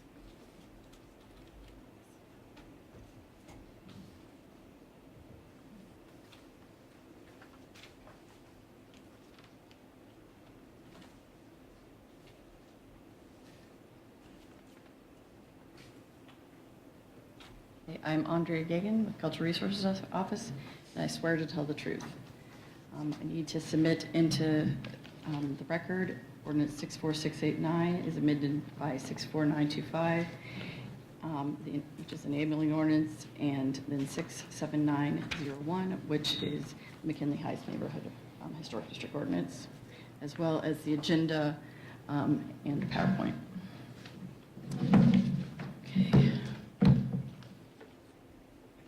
This is 21 Ann Avenue, and the proposal is for a rear deck at the rear of this building.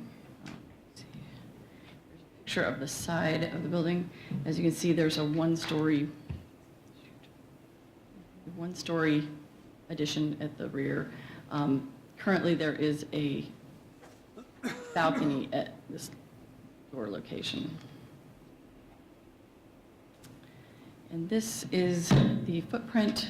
This shows a footprint of the proposed deck, which extends, because the door is over this one-story portion, the deck extends over part of the one-story addition and comes out past that is where the posts will be, and is proposed to be 24 feet wide and 12.5 inches deep. This is kind of a quick rendering of what that's got without, obviously, the handrails. Basically, the new deck does not comply with the historic district standards, as there isn't any real evidence, or at least we haven't been proposed any evidence, that there was a rear porch here at any point past. There may have been some sort of porch there before the addition was built, but there's not, like I said, there's not any, other than a hood above the door, there's not really anything showing there. It is also not based on a model example because it is a semi-public facade, because it is on a corner. There is no model example, and really model examples required. It replicates a historic porch. Because of the depth of this porch, or this deck, normally a historic deck or historic porch would only be about 8 feet deep. This is another 4.5 feet deep. And because it extends out past that one-story addition, it's just kind of an odd configuration. Also, the deck and the facing of the deck are supposed to be Trex material, not wood, which is not in keeping with the historic district standard as well.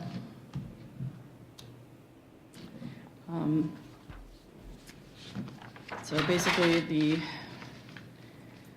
Cultural Resources Office recommends that the Preservation Board uphold the director's denial of the application to construct the rear deck as it does not comply with McKinley Heights Historic District standards. Questions? Thank you. Okay, is the appellant present? What? Appellant? Is that me? I don't know. Who are you? Ralph, for the record. Okay, what is your name? Ralph Sobalski. I'm the owner of that building. Okay, you are the appellant. Good. I have some, Before you begin? yes, Is your testimony going to be the truth? the whole truth. Okay, and where can we find you again? 2100 Ann. Excellent, proceed. Now, I do have some photographs I'd like to submit. Would that Okay, be? give those to Adana. Just a- They're a little more current than that. Those are 2100 and these are 2101, I think. So I'm asking for a waiver from the 8-foot requirement to the 12, I need 12 foot. There's a concrete slab there that I would have to drill into to put piers at 8 foot, plus that outcrop building, I would have to cut a hole in the roof to put a post there because I can't cantilever over to the door. There has to be a post there. If I do it without going 12 foot, I would have to cut into the roof of that outcrop building for a post. And the Trex thing that was brought up, I've already stipulated to that. That's what my contractor suggested. I don't have a problem with cedar. So that's not in contention. And those photographs you're looking at show my my building from McNair Avenue, and you can plainly see that you can't even see that deck from McNair. I drew in the hand railings. Is that what you're looking at? I don't know which set.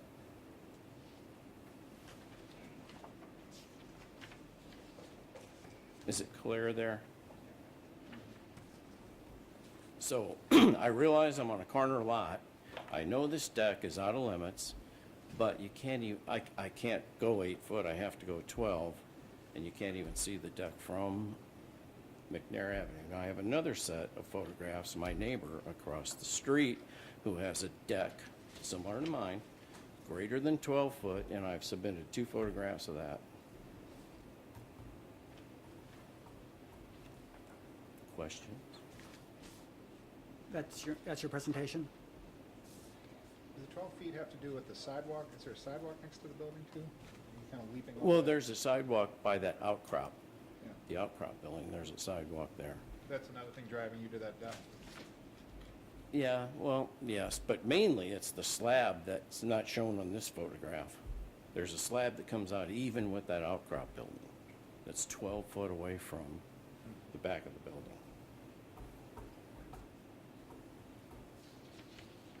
Questions on this side? Okay, thank you very much. Thank you. Rocco Dana?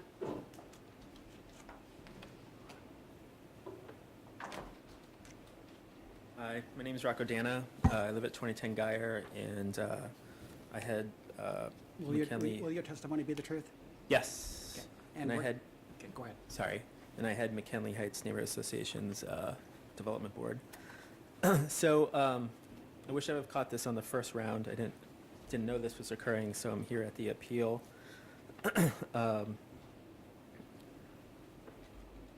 So I'm sorry. I need one.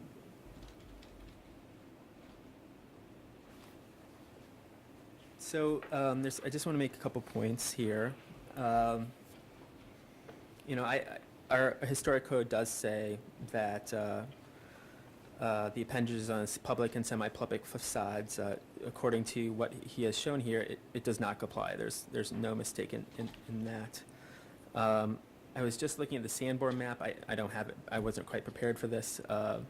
There are rare instances where a corner commercial building will have a back second floor deck. Typically, they were just for stairwells and things like that. So, and just to note, there appear to be two doors above this one-story brick structure, which is attached to the back of this building. I would assume that one of them would at one time would definitely have been some sort of egress off the back there. There is no, I agree with Andrea, there's no evidence that there was a deck there previously that I can see, but that does not mean that there wasn't one. I agree with that as well. But I think the appellant brings up a very good point in that across the street, and I think you have those documents. I met with him on Friday. I came over to talk to him. That across the street, it may be a residential building, but it does have a third-story rooftop deck that is visible, and I would say is visible in the same amount of visibility as the one that is in question that we're talking about now. I think that sometimes we tend to look only these at these as 2D elevations, which things can appear much differently than they do in 3D. If you were to stand on the street, and I think his photographs have shown that you really only see about 1.5 feet, 2 feet at the most of this railing that's going north to south. And the part that's they're quoting as saying is 24 feet is actually in the direction away from the street. So in reality, it really only shows up in a very small portion of your 3D view. The mention with regards to the Trex material, I think it is not original wood. However, it is a recycled material that's made up of wood pellets, wood fibers, and wood chips, among with other recycled materials. I actually think this is a very, very good material to be using. It has a long good life cycle cost. It's good for the environment, and I think that's a very good positive as well. The concern that you would see a lot of this Trex material, I believe Andrea was referring to the fascia board, and I worked with him on his detail. He was putting the ledger board on the exterior. He had the ledger board, and then he had the joists on top of it. This is creating a 2-foot fascia board when I suggested to him, and he agreed to do, basically bringing the joists down to the same horizontal level as the exterior, the outside of the ledger board, creating a, only a, 11-inch fascia board would be necessary. And, does this need to be covered with Trex? It's debatable. If that was the issue, I'm sure that was be something that is not of hugest importance to getting doing this project. In the end, I'm okay with approving, giving my recommendation that you approve this project based on the fact that I feel that it's not very imposing visually. There is a building that is residential across the street that is, in my case, is, I believe, more imposing. And this commercial building has turned into a residential building. Although it's still a commercial building historically, it is now as a residence. And there have been other examples of this in the neighborhood, and most of them are on residential buildings, of course, but I did find a couple that were on a commercial building, which had also, in this case, the second floor had turned into residential. And I'd like to show you those, including one. These are all in the same block, one of which is just a residential but has a triangular shaped second floor deck. I don't think that's historic, but it might be. That was approved by Cultural Resources 21, 29, 22 Ann. So if I could pass these along.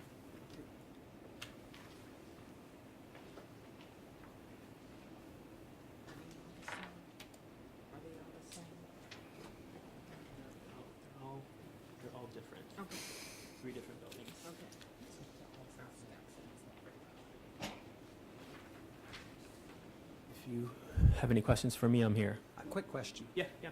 So your testimony was that you're the head of the neighborhood association? No. What was your testimony? I head up development for the neighborhood association. Okay, and does this represent the view of the association? Yes, yes, it does represent You've me. all met, voted, talked? No, I do this. This is part of I am assigned to do is handle all things that are historic and development in the neighborhood, and I take it upon myself to try to meet with everyone before, as soon as I hear about them, discuss it and try to guide them through this process. I didn't hear about this till late. That's my bad, probably, from not seeing the first original one. So I apologize for that. Thank you for clarification. You're welcome. Commissioners, that concludes testimony in this appeal. Let's take a quick look at these photos. Oh, wait, I take it. One more. Okay, extra more. Extra more.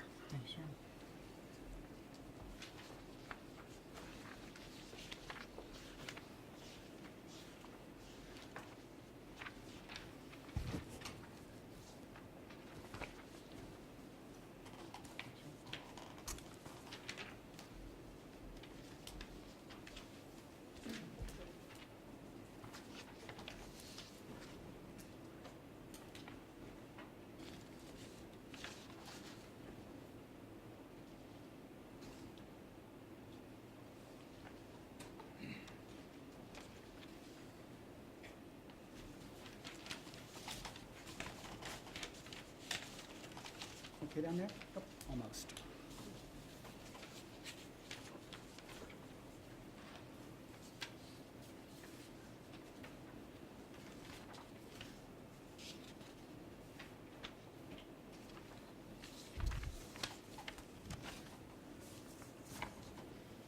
Mr. Richardson, do you have a motion?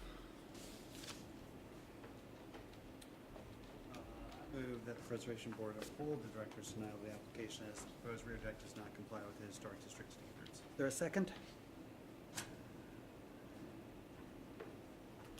Commissioner Fathman, I heard a noise from you, but I don't know. Yes, second. Okay, thank you. Commissioner Richardson? I think, you know, if the applicant went back and worked with staff, they could come up with something that would be more or less compliant with the standards or closer to the standards. And I don't think they've established any kind of reason for a variance. Further discussion? Well, I think that the applicant has worked with the neighborhood association who wrote these standards, and they've come to the conclusion with them that this is just fine. So if the authors of the code in that district are fine with this, who are we to stand in their way? This would be my opinion on this. By they, you mean he? Well, he's been given that authority by the neighborhood association. Right, I'm just fixing the pronoun. Well, no, we've been given that authority to apply the ordinance as drafted. Okay. I'm gonna echo what Commissioner Colleen just said. I think that these projects can come before us. They come before us for a reason, and it kind of is up to us to scrutinize them on their own merits. And to me, this is a fine project. Whether, you know, I don't deny that it maybe is at odds with portions of the ordinance, but it seems to me to satisfy most, you know, most of my concerns. Except compliance with the ordinance. Well, yeah, but I think they've reasonably made a case to me that it is designed this way for a reason, and, you know, I would defer to that. Melanie, something to add? No, we could There's a vote that one down. motion on the floor that's been made and seconded. Motion is to uphold the director's denial. Commissioner Richardson, do you vote yes or no? Yes.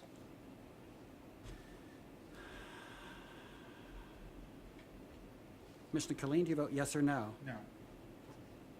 Commissioner Fathman, do you vote yes or no? No, Commissioner Vines, do you vote yes or no? No. That is 3 noes, 1 yes. The motion fails. Do I hear a second motion? Commissioner Vines? I move that the Preservation Board overturn the CRO Director's denial of the application and allow the appellant to proceed with his most recent plans as presented. For a second? I would second if we would add with details materials to be approved by staff. That change it. Okay. Agree to that. Any discussion? Hearing none. There's a motion on the floor. It is to overturn the director's denial with a condition. Commissioner Fathman, do you vote yes or no? Yes.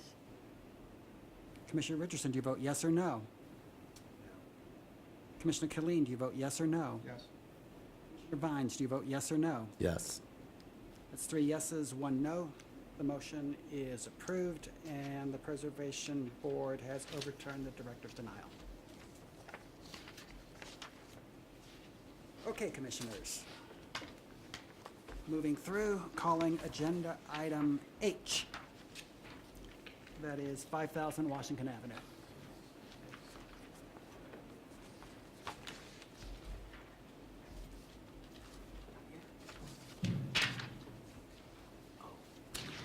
I'm Andrea Gagan, and I still swear to tell the truth. Great. I need to submit into the record ordinance 64689 as amended by 64925, the enabling ordinance, and 56768 amended by 69423, the Central Weston Historic District ordinance, as well as the PowerPoint and the agenda item. All right, this is 5,000 Washington Avenue. This is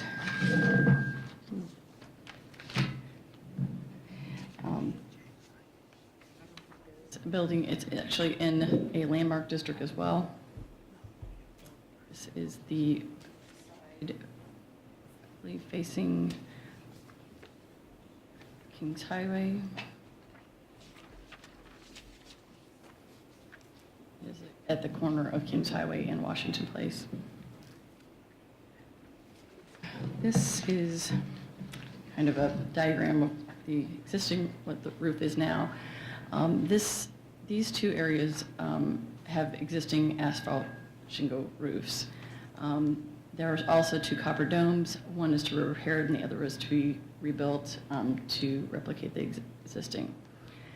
The roof in question is the roof on the western side of the structure. The roof, this is the roof here we're talking about. This is on the Washington Place side. And here's just a view of the whole building from the opposite corner. And again, it's this here. This is a view from the parking lot. It can be seen somewhat from the street also, but with the trees it's a little harder. But it's this roof here. This is a picture of the current slate roofing. And this is an example of the slate line shingles that they are proposing to use on this part of the building.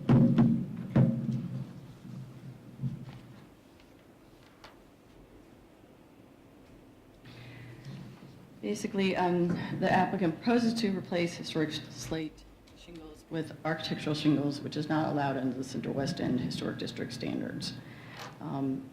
Their proposal partially complies in that the work to the copper domes, inlay gutters, comply with the Historic District standards.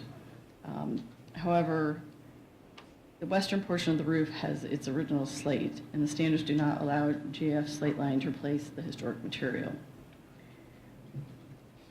Because it does not replicate the historic slate.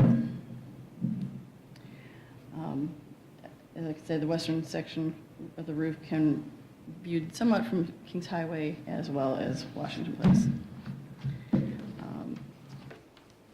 The Cultural Resources Office recommends that the Preservation Board uphold the Director's denial of the application as it does not comply with the Central West End Historic District standards. Questions down this end? Question on this end? Thank you. Okay, let's have the appellant, please.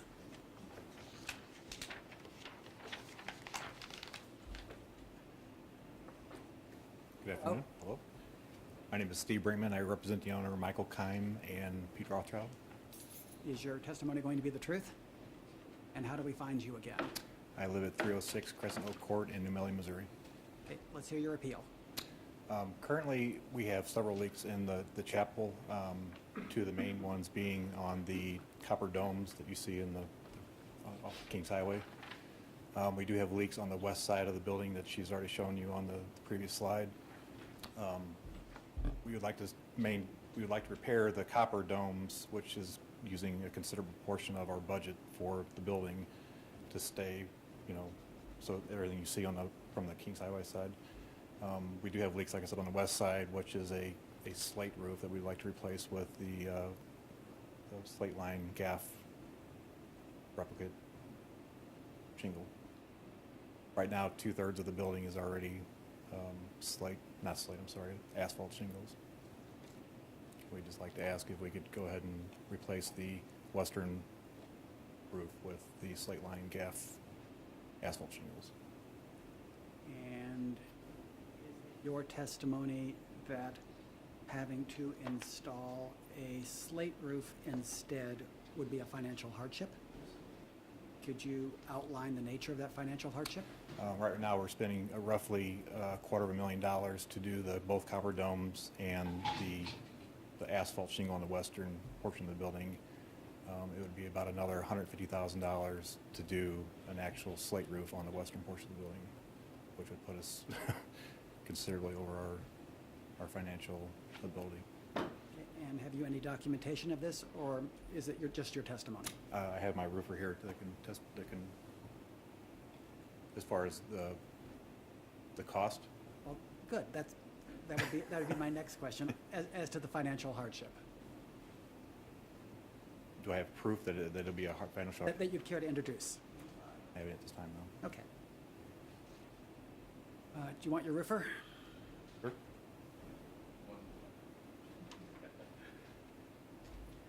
Tell us your name. My name is Patrick McNichols. Is your testimony going to be the truth? Yes. Can we ask you any roof questions at all? Depends. Are they good ones? Don't know. No, you're welcome to ask me whatever. Where can we find you again? 918 Town and Country Estates Court, St. Louis, Missouri. Okay. And Or on a roof somewhere. do you verify Mr. Brinkman's cost estimates? Yes, I do, and I would kind of further that this building needs a lot of work. They've invested already substantial amounts of money in other repairs and, various things on this property.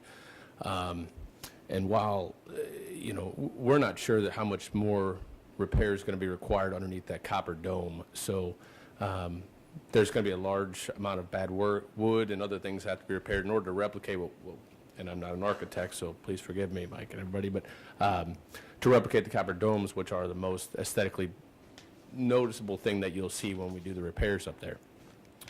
So I believe, and I can't speak for Pete or Mike Keim, but there's a lot of money that's going to go into that. There's some money that's going to be determined once we open up the copper portion of this building. And, there may even be under some of the asphalt shingles that are approved in the other sections. I shouldn't say approved, but I don't believe they were denied because of it. I believe it's just the slate section. So there's going to be asphalt shingles in the adjacent areas.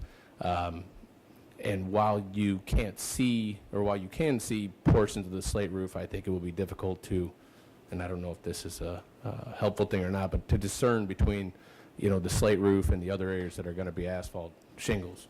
These slate line shingles are what's been approved in the Central West End, what we've had other permits approved for. I just last year did a large home on, I believe it's Westminster Place right behind there with the slate line shingles. I do a lot of slate roofs. I do a lot of asphalt roofs. They all look pretty similar. So there's a masonry budget that's not even in the permit request right here that he is going to have to undertake. So I'm not sure how to disclose the financial hardship per se, but I do believe that it's going to take a substantial amount of money outside of what is on this permit application here that you're going to see coming down the road in order to maintain the building. I talked to Bill Seaward earlier about the building across the street, and that one's in disarray, and it went from hundreds of thousands of dollars to almost $1 million easily just to get the thing maintained. So I do believe they're taking a positive step towards maintaining this building from deteriorating further, and that slate is a mess up there, and something needs to happen, and it's kind of pick your poison and do what you need to do. I mean, they've got large ceilings falling in the cathedral in there that they've tried to repair and everything else, and I think that it's just they're doing as much as they can and to get this solidified, and I do believe it'll look great when we're finished. So sorry for rambling. Questions for the appellant or the roofer? Could we see, are there some samples of what you're talking about right there? Can you bring them up there too? Sure.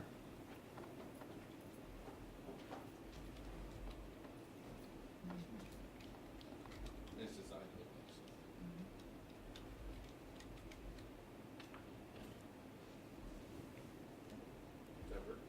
Thank you. Okay, Commissioners, this concludes the testimony. Did you have anything else you wanted to add? I'm sorry. I don't think you. Okay, thank you.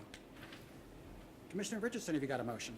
I move that the Preservation Board overturn the director's denial and allow the roofing and grant the necessary variances to do so. Second? Second. Discussion? Yeah, I think, this building, like the other church across the street to the east, are kind of big white elephants, and Michael Kimes, the Link Auction Gallery, took on this and put it back into reuse. And again, I think, again, it's a significant property with a lot of work that needs to be done. So I think stabilizing it by allowing a new roof and allowing a variance for some slate-like shingles makes sense. Further discussion? Hearing none. Commissioners, there's a motion on the floor. The motion overturns the director's denial. Commissioner Vines, on that motion, do you vote yes or no? Yes. Commissioner Killeen, on that motion, do you vote yes or no? Yes. Commissioner Richardson, on that motion, do you vote yes or no? Yes. Commissioner Fathman, on that motion, do you vote yes or no? Yes. That is 4 yeses. It is unanimous, and the director's denial is overturned. Thank you, Commissioners.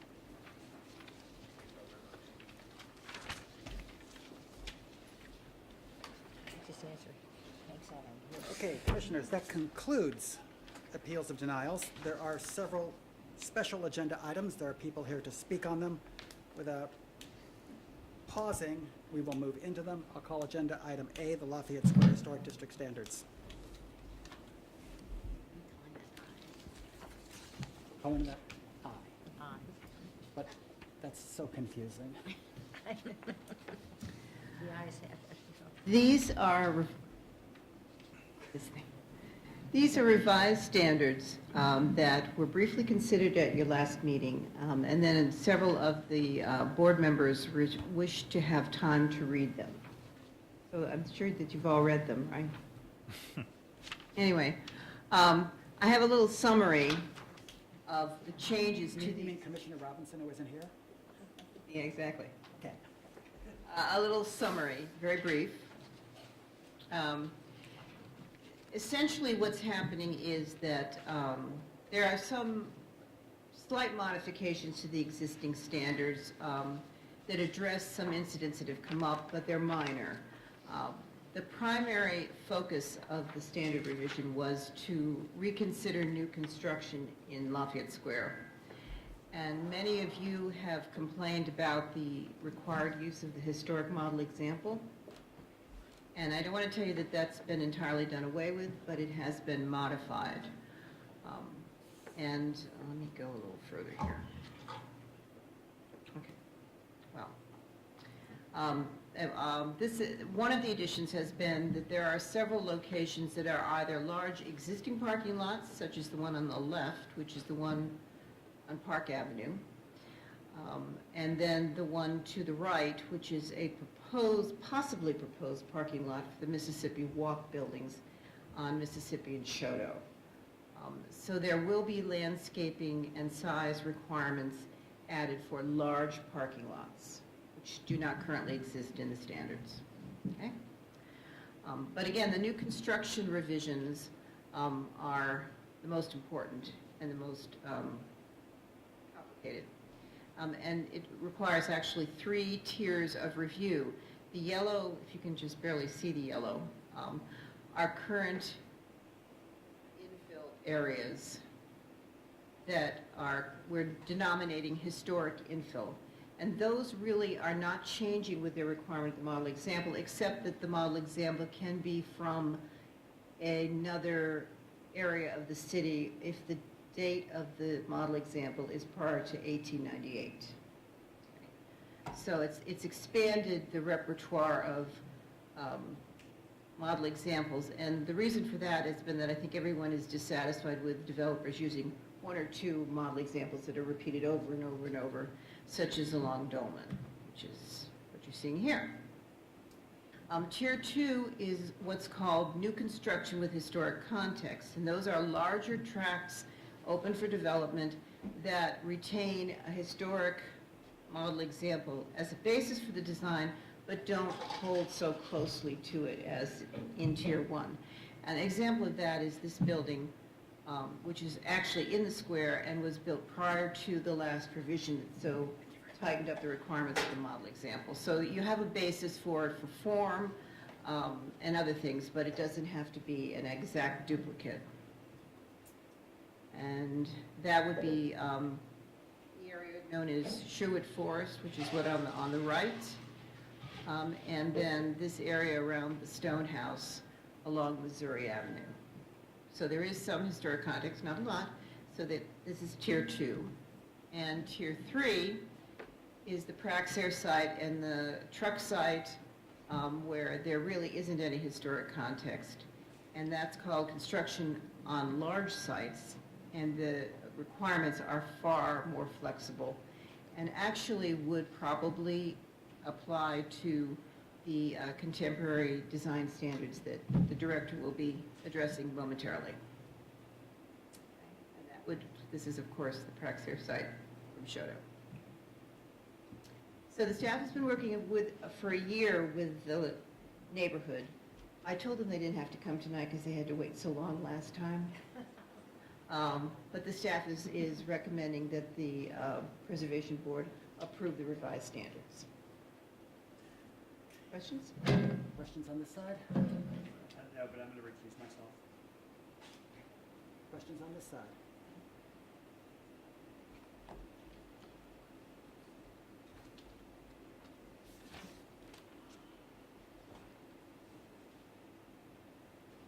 Bill L. Sounds like a character in Superman. Has also crossed through Phil L's name. Oh, yeah, he's not coming. That explains the cross out. Yeah. You want to say anything about this? Let the record show that the older woman gave a thumbs up sign. Hey, Commissioners, do I hear a motion to approve the Lafayette Square Historic District Standards and to recommend them as appropriate? So moved. For a Second. Any discussion? Hearing none. All those in favor signify by saying aye. Aye. Opposed? Motion carries. I do not have a sign-up sheet for agenda item J, so I'm going to defer it till I get a sign-up sheet and go straight to agenda item K, the Tower Grove East Historic District Standards. You have a J, but there are very few people here for J, there are many people here for. This is the saddest sign-up sheet in the history of sign-up sheets. This is what they're supposed to look like. This is what it looks like. It's going to be last. I killed myself making that sign-up sheet, and you insulted my work. All right, let's see here.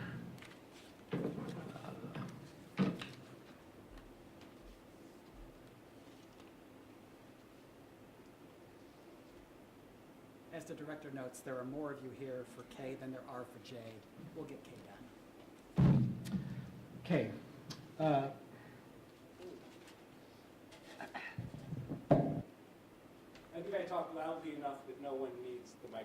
What? Nice try. All right, so the next agenda item is consideration of the Tower Grove East Local Historic District. This is a proposal for a new historic district in the Tower Grove East neighborhood. I'll start off with some background information. About a year ago plus, I was invited to start dialoguing with the Tower Grove East neighborhood folks, neighborhood association reps, and Alderwoman Gracia about the desire to create a new local historic district. They had already done quite a bit of work on this themselves. They had a draft of standards. They shared those with the Cultural Resources staff. Cultural Resources staff responded back. There was kind of back and forth on that. They held a community meeting that I attended as the director and answered questions, and I saw the due diligence they were undertaking to create their local historic district petition. And that is sort of how we got here today. The motivating factor behind this, and you'll see this as I talk about the standards, is a concern about the way that the historic neighborhood of Tower Grove East is impacted by new construction, particularly, and one of the recommendations, excuse me, that the staff made was to also consider additions as to new construction. Tower Grove East, let's see if we can get a map here. Tower Grove East, as you see on this map, is bounded, the neighborhood boundary is in black. So this proposed district, which is in red, takes up virtually the entire neighborhood. The only part that it doesn't encompass is this part up here at the sort of northeast corner and along Shenandoah, and that's not part of it because that's already part of the Compton Hill Local Historic District. So they basically, I think, have a very logical boundary here. It is Gravois on the south, Nebraska on the east. It meets up with the Compton Heights standard on the north, and then it runs down Grand to Gravois on the west. The north boundary jumps around a bit because it jogs around to meet up with the boundary of the, it's this red line here. It's roughly Shenandoah Avenue. Well, as I said, right, there's no overlap between these districts. Yeah. I can assure everyone of that, because we've looked at that map closely, right, staff? Yes. See, staff says so. Director, I would normally not allow discussion from the floor, but I'm still a little steamed about this sign-up sheet. So if anybody wants to just question him randomly, it's fine with me. You're having fun, aren't you? I am. Proceed, sir. Actually being videoed. Okay. I have been videoed having fun before. Okay. So we've talked about the boundaries. The area includes 3 National Register historic districts, really 2 large ones that aren't shown on this map, but basically the western half of the neighborhood is an extension of the Tower Grove Heights National Register District, which was done in the early 2000s, around 2004. The western end is named the Tower Grove East National Register District, which was done around 2010 or 2012. And there's a small district just on Crittenden Avenue, which the board members can see kind of circled here. That's its own National Register District. So the petition includes excerpts from those National Register District nominations, which detail the significance of the neighborhood, the period where it was largely constructed, and verify its architectural quality. The concern that neighborhood folks had was the addition of new buildings. And I want to say, for the record, it is not just the building I'm showing you now, but this particular modular home drew much neighborhood attention and concern when it was constructed. And I've been told it was one of the impetuses for the creation of the district, and a desire to have more compatibility in new construction design in the neighborhood. So I'd like to talk for a moment or two about the process. The reason we're talking about process with this slide is down at the bottom here you see we have posted the neighborhood per the process ordinance that is in 64689 ordinance. Basically, the petition was created. It was passed on to the Board of Public Service and to the Planning Commission, who have both signed off on it. It now comes back to the Preservation Board for your consideration. If you approve the petition tonight, it is then eligible to become an ordinance and would then start going through the ordinance process. Besides the public hearing tonight, there's also a requirement that there be a public hearing at the Board of Aldermen. And part of that requirement is that the public hearing at the Board of Aldermen be posted in the same way that the neighborhood meeting was posted. So if the board approves this tonight, one of our goals will be to get this done at the Board of Aldermen before they go down for the election early in February. So we will quickly turn around, make that ordinance into an ordinance, and try to get this scheduled over at the Board of Aldermen for that purpose. Once it's approved by the Board of Aldermen and signed by the mayor, it would become a new local historic district in the city of St. Louis. I'd like to move on to the standards, and I'm going to walk through those with you, or for you. So the standards have some different sections. They have a definitions section. I will say that just characterizing these standards in general, they are sort of in the middle of the standards we have in the city for new construction. They are not as restrictive as some, and they are far more detailed than the sort of standards that got written back in the early days of the Landmarks Commission in St. Louis back in the 70s and 80s. They do not require a historic model example, and I thank the neighborhood for not doing that. That's just my own personal preference as the director. I'm not sure if I'm speaking for the whole staff, but that's just me. The one thing they do that often happens in our newer ordinances, they make distinctions between public facades, semi-public facades, and private facades. And as the board knows, the public facade design is more restrictive than the semi-public, which is more restrictive than the private. They have restrictions on the basic things that you'll find in all our district codes about setback and height being compatible. They require that materials be the typical materials used historically in the neighborhood, brick, stone, stucco, etc. And they are designed to ensure a certain level of compatibility with the existing historic district, National Register district buildings that make up the vast majority of the neighborhood. There are a number of buildings in the neighborhood that are not contributing to the historic district. There aren't a ton of vacant lots in this neighborhood, but there are some, and there are other buildings that I think could be approved for demolition that are non-contributing buildings that aren't vacant lots now.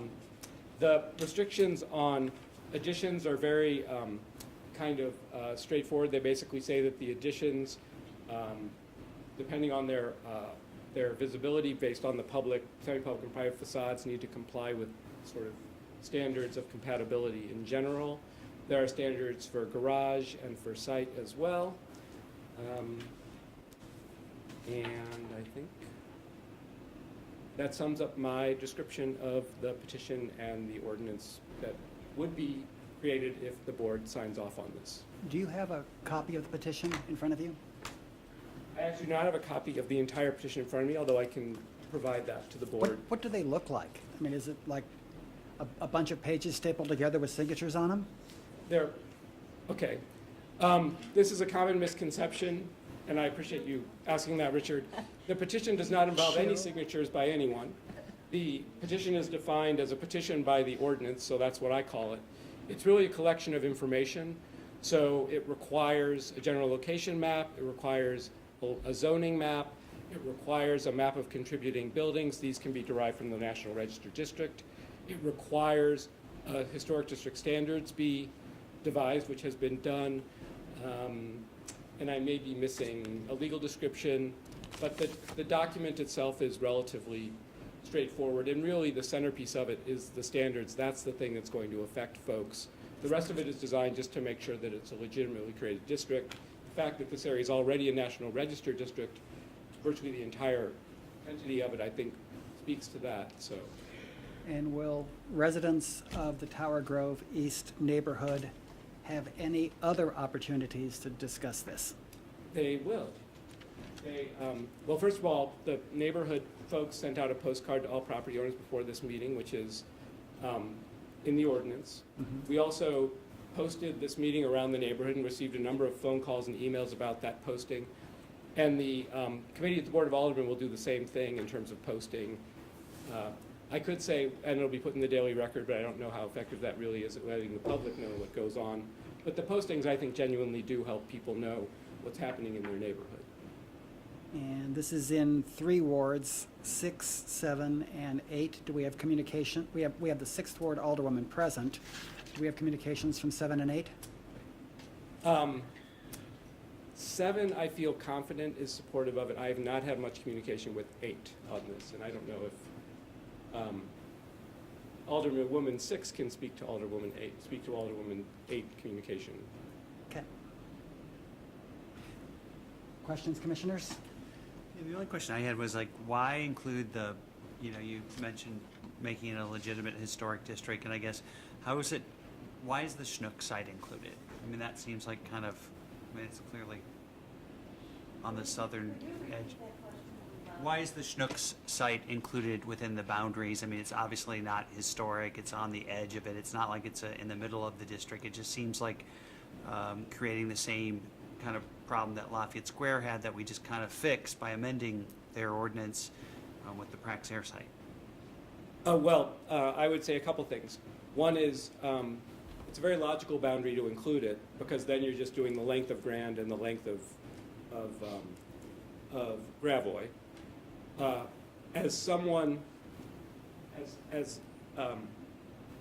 would say the other big factor in including it, and I'm happy they've included it, is because this is kind of a gateway site to the district, and to have no design review whatsoever in this location for new construction that basically is one of the first large sites people will see as they come north on Grand or east on Gravois and see the neighborhood.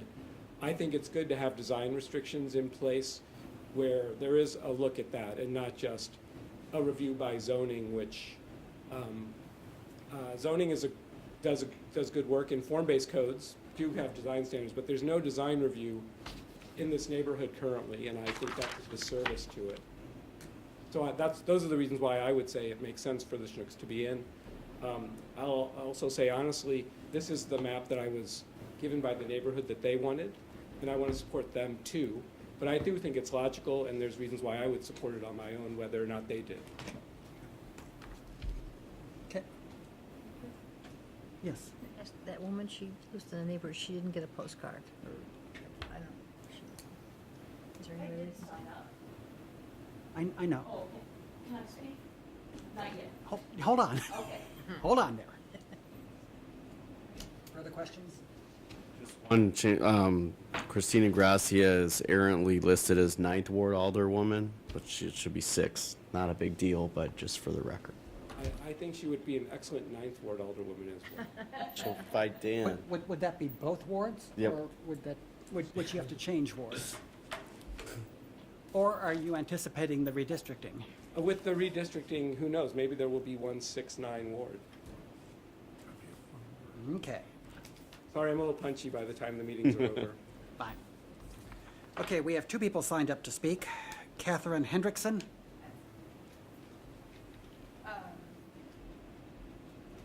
I am Catherine Hendrickson. I live at 2905 Virginia Avenue. I am not part of the neighborhood association, and the first time I've heard of this is this past week. Did you get a postcard? So I did get a postcard. What did it say? It said to email or call with concerns or if I would like to make a statement. Okay.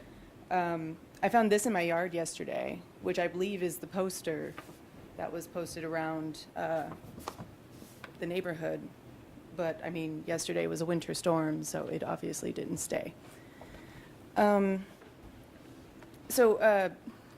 I've never been to one of these meetings, so I kind of wrote it more as an opinion or impact statement. And I did prepare a statement, but I don't know if that's normally done.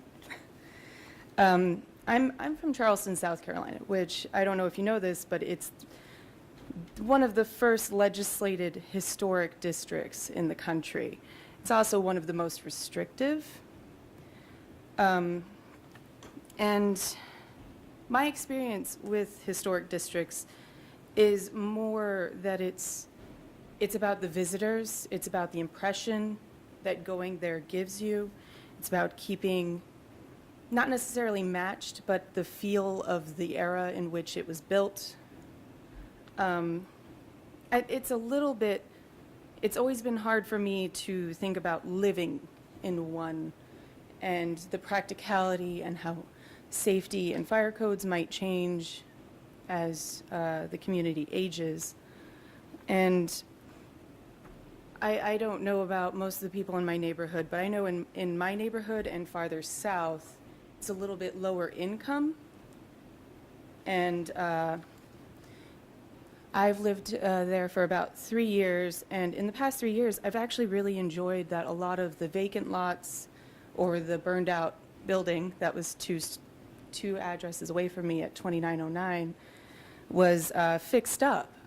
And if we were to implement restrictions, to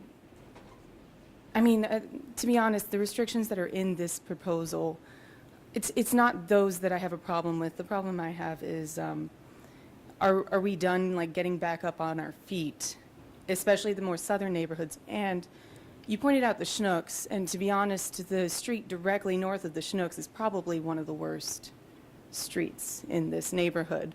It's not as well kept up, and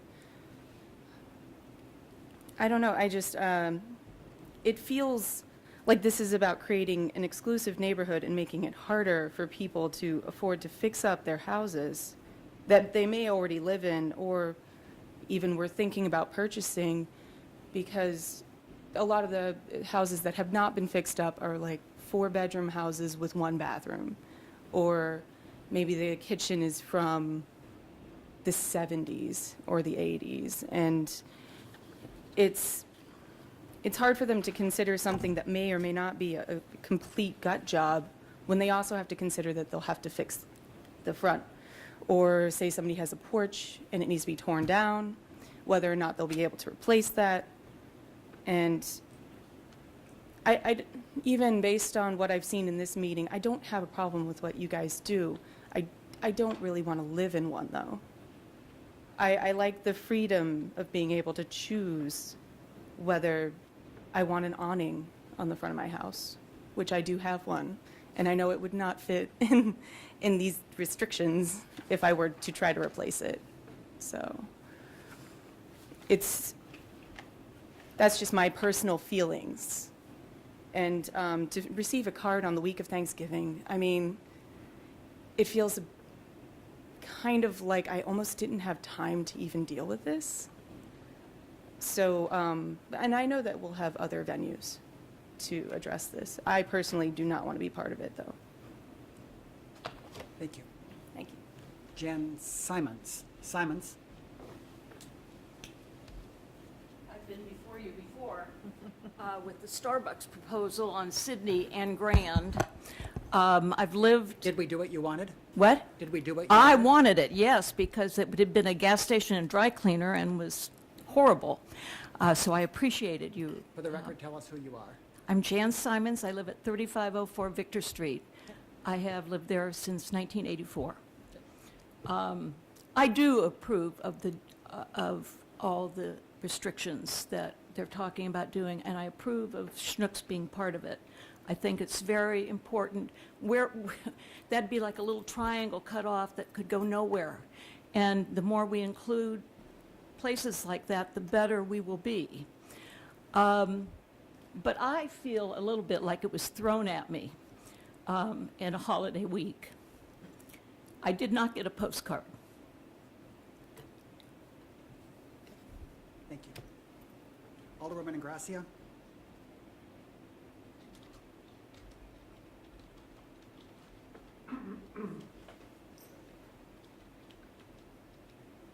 Good evening. Good evening. Christina Gracia, 6th Ward Alderwoman. You can find me at City Hall. I just wanted to say briefly that I'll make sure that both of you have my contact information. We, I think, did our best to be provide as robust community outreach as we could without actually going door to door. We talked about it at a number of neighborhood association meetings. We were at TikTok Tavern and Kitchen House Coffee so that we could engage with residents who are coming in and out of those businesses, and then addressed it on social media as well.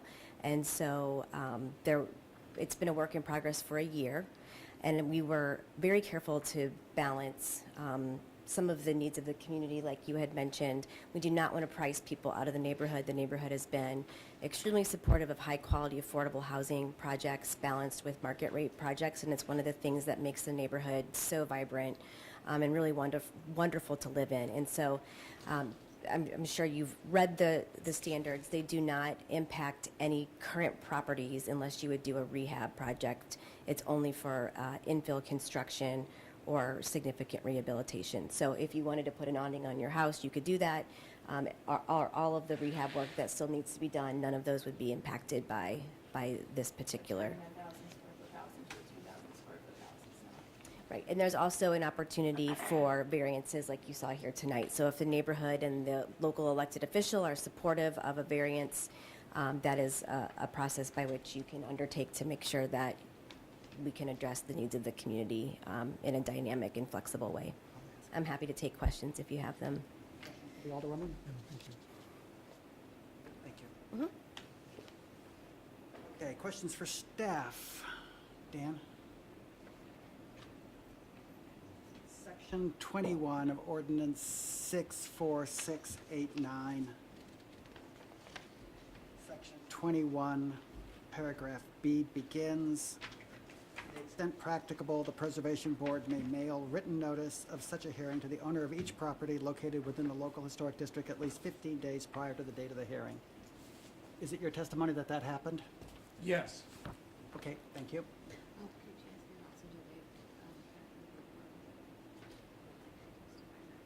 And Section A, it is pointed out to me, reads, "The Preservation Board shall give public notice of such hearing at least 15 days prior to the date of the hearing by publication of notice in the daily newspaper of general circulation in the city." Is it your testimony that that happened? It is. Thank you very much. Yeah. Is there anybody else here who has sat through this entire really long meeting who wants to speak about this subject? Step up. This is a you don't have to sign up moment because you sat here for 3 hours.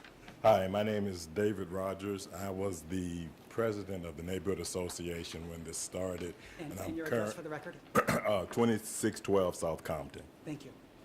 And currently I chair the beautification committee that's kind of spearheading the drafting of this.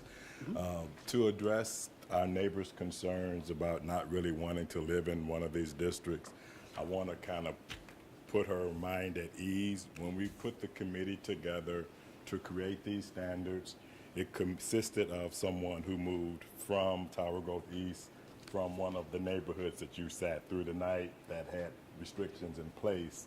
And the reason that we wanted someone who lived in a district like that on the committee was so that we wouldn't make our standards so restrictive, so they would be, one, wouldn't be welcoming, and two, wouldn't be something that make the lower income people in our neighborhood unable to do anything to their homes. One of the things that we love about the neighborhood is the mix of income levels, the racial mix, and we don't want to do anything to detract from that. These standards are strictly designed to protect the integrity of the neighborhood, not to price anyone out. So just wanted to kind of clarify and to say that this was done very thoughtfully and very deliberately so that it wouldn't detract from the current flavor of the neighborhood. Thank you very much. Is there anybody else who'd like to speak? Okay, commissioners, you've heard the testimony regarding the petition. Is there a motion regarding the petition? Commissioner Richardson? I move that the Preservation Board recommend the designation of the Tower Grove East Local Historic District. Commissioner Vines, did you second that? Mm-hmm, yes. Seconded by Commissioner Vines. Is there any further discussion? Hearing none. All those in favor of the motion signify by saying aye. Aye. Aye. Opposed? The ayes have it.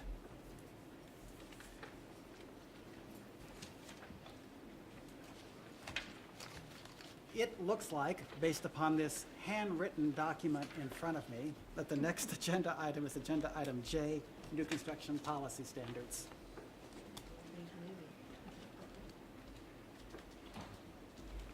Just in case folks didn't print out what I sent to them electronically. Fully. Yes, and that is not to go over that word by word. So proceed.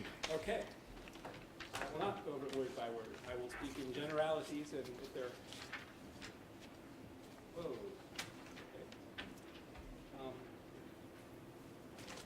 Well, let's see.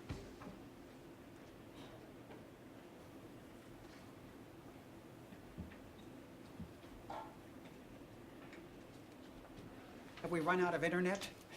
No. I just... Oh, no, I was asking the camera. There's still space on the internet for this? Okay. Oh, there we go. All right. Yay, we're there. Okay. This is consideration of a new construction policy. So, the proposal is a board policy to promote compatibility with historic context when contemporary, intentionally differentiated design elements are included in proposed new construction that come under the purview of the Preservation Board and the Cultural Resources Office. The basic recommendation is the board approve the draft policy document for compatible new construction with a couple of stipulations. One stipulation, well, I'll get to that at the end. I'll come back to that at the end. So as background, this was a policy discussion with the board that was started by my predecessor, Betsy. I inherited a document that I thought was very helpful, but I felt needed more conversation. So 2 meetings have been held with a group of folks who are representative of the architectural community in the city, the historic district community, where there weren't real active historic district neighborhood groups. I've invited a couple aldermen to those meetings as well. And those groups did a couple things. One is they went to a meeting and they considered examples of new construction from other cities. Like, for example, this is a project in the Over the Rhine neighborhood of Cincinnati. And we received feedback as to what they did or did not think made a project appropriate in a local historic district. I picked places that weren't St. Louis because people tend to get more invested, shall we say, in when we're talking about their project or their neighborhood. Then drafted the policy, brought folks back for more comment, posted the policy online, invited more feedback from that. So that's the background. And I've really just pretty much outlined the process. I guess the thing I would say is that the document I inherited, I felt made it hard for the staff and the board to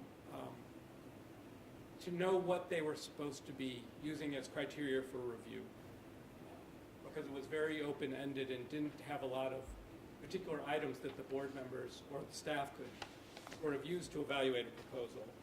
And what I think we're looking for here in this policy is balance between contemporary design, which is something that in most neighborhoods I think folks are very open to in historic districts, but also looking at it from the perspective of that these are historic districts, and they do have standards and they do have rules, and let's face it, in about 80% of the city, it's not a local historic district, there is virtually no design review. So folks don't want to go through the trouble of this process. There's plenty of city neighborhoods where they can go to. So the idea was to create a balance here, and that's what I was aiming for in creating this policy. This is a project on M Street in Washington, D.C., The project at the end is obviously contemporary in design, but it received very high marks from the folks who we showed projects to in terms of its ability to relate to the surrounding buildings while obviously having design elements that were clearly differentiated from the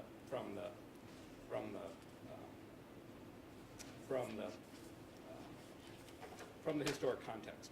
So I just want to briefly summarize that this looks at two components, as I said. One is process, and that's very important.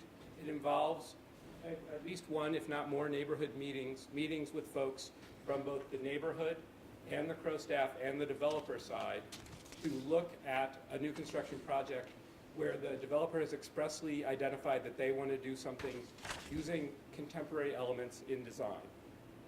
If it's a small project and there's some criteria for that, there could be as few as one meeting. If it's a large project, I anticipate at least 2 and maybe more meetings. One piece of feedback that came back from those conversations was that sometimes we spend a lot more time on very small projects that don't have much impact, and then large projects that have a ton of impact in the neighborhood just seem to kind of fly through without a lot of scrutiny. So the idea is that there needs to be these meetings with the group, and this is designed to dovetail with the preliminary review policy of the board, that at a certain point after dialogue and discussion, folks have a right to come to the board, even if there isn't agreement between the neighborhood, the staff, and the developer on a project. So that's basically a description of the process. In terms of the rules, and I really did want some solid rules that the board and the staff could use in evaluating proposals. There's a section on required compatibility, and that basically says the box that you're going to build in needs to relate to the surrounding building. So if you've got a block of 2-story buildings, guess what? You shouldn't build a 5-story building in the middle of that 2-story block. If the massing is all one way, one-dimensional, a universal dimension, your massing should match that. So we want to get the box compatible. And that sets up the next section in the code, and I'm almost done, which is the section on allowed differentiation, which is the last page of the document essentially. And what the policy document says is that an applicant can identify at least 2 items from a list of items that are intentionally designed to differentiate from the historic district context. And those 2 items are brought forth, clearly identified, and they are then discussed in these meetings between the neighborhood and the board, and the Crow staff and the developer. And those are allowed materials. When I came to you for an informational meeting a couple months ago, Anthony Robinson said he wanted EFS to be included. I have done that and required that the EFS be used basically as a substitute for stucco. It must look and act like stucco when it's being used. It can't be used like it's done in a suburban strip center, for example. Disallowed are vinyl siding, metal siding, cementatious siding, CMUs, etc. If someone has a historic model example of a frame building and they want to use the cementatious siding, that's always something allowable. So the historic district codes don't necessarily prevent frame housing or frame development, but they do. I'm skeptical of their value as a primary material in intentionally differentiated projects. Additionally, there's color. Can be a choice of differentiation that's identified by the developer if they don't want the color to match like the universalist kind of red brick that we have. That can be a way that they differentiate, but once you differentiate with color, most of the rest of your project is going to need to be compatible, so it still draws in a relationship with the surrounding buildings. They can pick from fenestration, a percentage of solid voids, and the design details of windows or doors as any one of those 2 items that are allowed to differentiate. The theory is they come forward, they present those items, we have discussion with neighborhood folks, and hopefully we'll come out with a consensus to bring to you all about the contemporary design that is believed to relate. One thing I do want to say is that, and I've talked with Barb about this, that it is important that the ordinances we have are passed by the Board of Aldermen and signed by the mayor.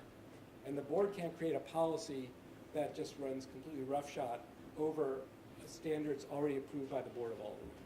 So this is where there's going to be interplay. There's clearly a desire that I've seen on the part of neighborhoods, some neighborhoods, to incorporate more contemporary design appropriately. And I want to try to be able to do that, but we need to keep in mind the historic district standards too while we do that. I have a feeling there was, let me just finish up by talking about the recommendation. So the recommendation, there are two neighborhoods that I've particularly had feedback from that I think their use of the model example really is going to make it hard to use these standards, and that is Soulard in general and Lafayette Square, except for, as Jan said, there are places in the news code that they are proposing where there's a lot more latitude for contemporary design. And I would say that that area should be allowed, the northwest quadrant? In that area. Also, I think this is an area where this can be particularly helpful, is where Ordinance 64832 is involved. We have a standard, we have a proposed subsequent construction section. I'm sorry, what was the word before construction? I'm sorry? What was the word before construction? I'm not sure. It says, use when considering. Subsequent construction in Ordinance 64832. Did I misspell it or something? Well, thanks, Richard. Thanks for pointing that out. Anyway, so... It sounded like something on Cape Cod. Oh, well, who wouldn't want to be on Cape Cod? But we often, as we did a little bit tonight, but regularly, I feel this board looks at proposed subsequent construction in Ordinance 64832, and there's sort of a desire to have some ability to influence those designs, but there's no way written in any of the ordinances that allows that. So this fleshing out of this policy is an opportunity in 64832 to do that. Finally, I will say this is a uncharted territory we're in here. The board's never had a policy like this, and the nice thing about board policies is they can be changed by the board with a simple majority vote. So my proposal here is that this policy be put in place. We do it for about a year, and then the staff reports back on the projects that were considered, and the board reevaluates whether they like the policy, doesn't like the policy, want to amend the policy, et cetera. But I think this needs to be a living document that reacts to how it's used and how it functions. And with that, I'll take questions. In any of those districts that you showed, over the Rhine and so forth, did you get a chance to check to see how they, what their standards are and how they legislate these things? I really only had a chance to talk to one other, actually I talked to the folks in Washington where that project was on M Street. And what they basically told me sounded awfully familiar. They don't have any explicit policy for contemporary design. They were curious about it. And they said, some of our districts are very conservative, and the community feeling and the way the board, our Landmarks Commission processes those is there's very little allowance for contemporary design. And then they said some of the districts in DC, the community and the standard, they're just more open to contemporary design. Mm-hmm. And we get more contemporary designs in the neighborhoods that are interested in contemporary design, and the very conservative neighborhoods it doesn't tend to happen, almost no matter what the standards are in place for those neighborhoods. So, I've seen projects in Benton Park, let's say. I know there's an interest in Fox Park in trying to see about new contemporary design. And, I've had the Soulard reps tell me, we want the buildings to just disappear, the new construction in our neighborhood. So this policy is designed to function more in those neighborhoods where there's this interest in contemporary design. I think if we do this for a year or two, what I could envision happening is, because the 649 ordinance says every 5 years the board's supposed to reconsider standards, is if we can do this for a little while, maybe we start bringing some of the ordinances back, the standards back, and incorporating this policy into them directly. But until we've worked with this some, I'm not comfortable telling any neighborhood, you should take this language verbatim and stick it in. We talked about doing that in the Tower Grove East, and I decided to pull back on it, frankly, because I just didn't feel like we knew what we were getting into enough. Further questions? Questions? I like that you pointed out in your testimony and in the bold language that these can't override any legislation that's been passed. Right. So you think that the things contained in this policy have to do with where you have discretion or where the board has discretion, and they would not be in conflict with the ordinances? That's a hard question to answer. There is a backstop written into this policy that has to be a primary consideration. The board has shown latitude, in my mind, historically in terms of, let's put it this way, in the city historic districts we have now, the newer standards, there are lots and lots and lots and lots of requirements. And it's not unusual for someone to tick all the boxes but one on their design, and the staff comes forward and says, complies, complies, complies, complies. Doesn't comply, but because of this and this and this, we're comfortable with that. So, I don't necessarily think it's a hard and fast rule, but I do think it's something we need to be very conscious of, that board policies can't, as I said, run roughshod over ordinances that are in place. Okay, commissioners? I move that the board approve the compatible new construction policy. We had a speaker. We do. I don't know if I care. Okay, just remind me. I'd like to speak as well after Jay. Speaking for, speaking against. I'm speaking for, but with some caveat. Okay, come forward. My motion, by the way, would have been to approve. Okay. Well, I think, my name is Jay Reeves. I live in 2700 block of Allen in the Fox Park neighborhood. I'm also the chair of the Development Historic Standards for that neighborhood. And I'm also an architect who does a lot of contemporary design in my practice. So I have a lot of minds of this. You like this? I do like this. What don't you like?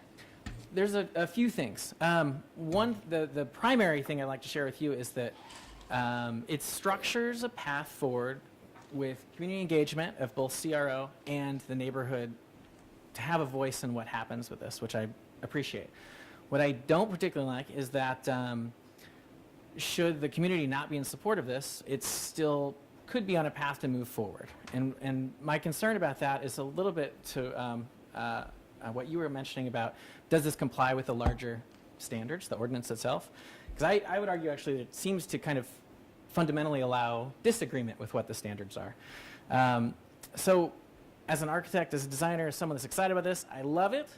But I also think that if you can't bring along the community to support your contemporary design for this historic fabric, that should be a significant obstacle. If you can't bring the community along, then I think it should not be allowed to deviate from those rules of the historic district. Were you reassured at all by the testimony that the historic district standards would trump the new construction standards? Not particularly. And I've talked with Dan quite a bit about this, so I don't come to this without... I don't know that Dan is a wholehearted supporter of these standards. He didn't start this process, but he has, at many points, made it better. I agree, and that's why I'm here. I wanted to make a statement about what I think could be better. It's not. I really want this to move forward. In Fox Park, we're in a unique situation because we have two developers that are coming to us with the hope that this goes through, this policy goes through, a residential project on a corner, which is a dominant corner, and a very large institutional project, both of which want to provide a more contemporary design in this historic neighborhood. So we're meeting with them. We've met several times. We've met with CRO's team as well. Do you think that what they propose would comply with the existing historic district standards? No.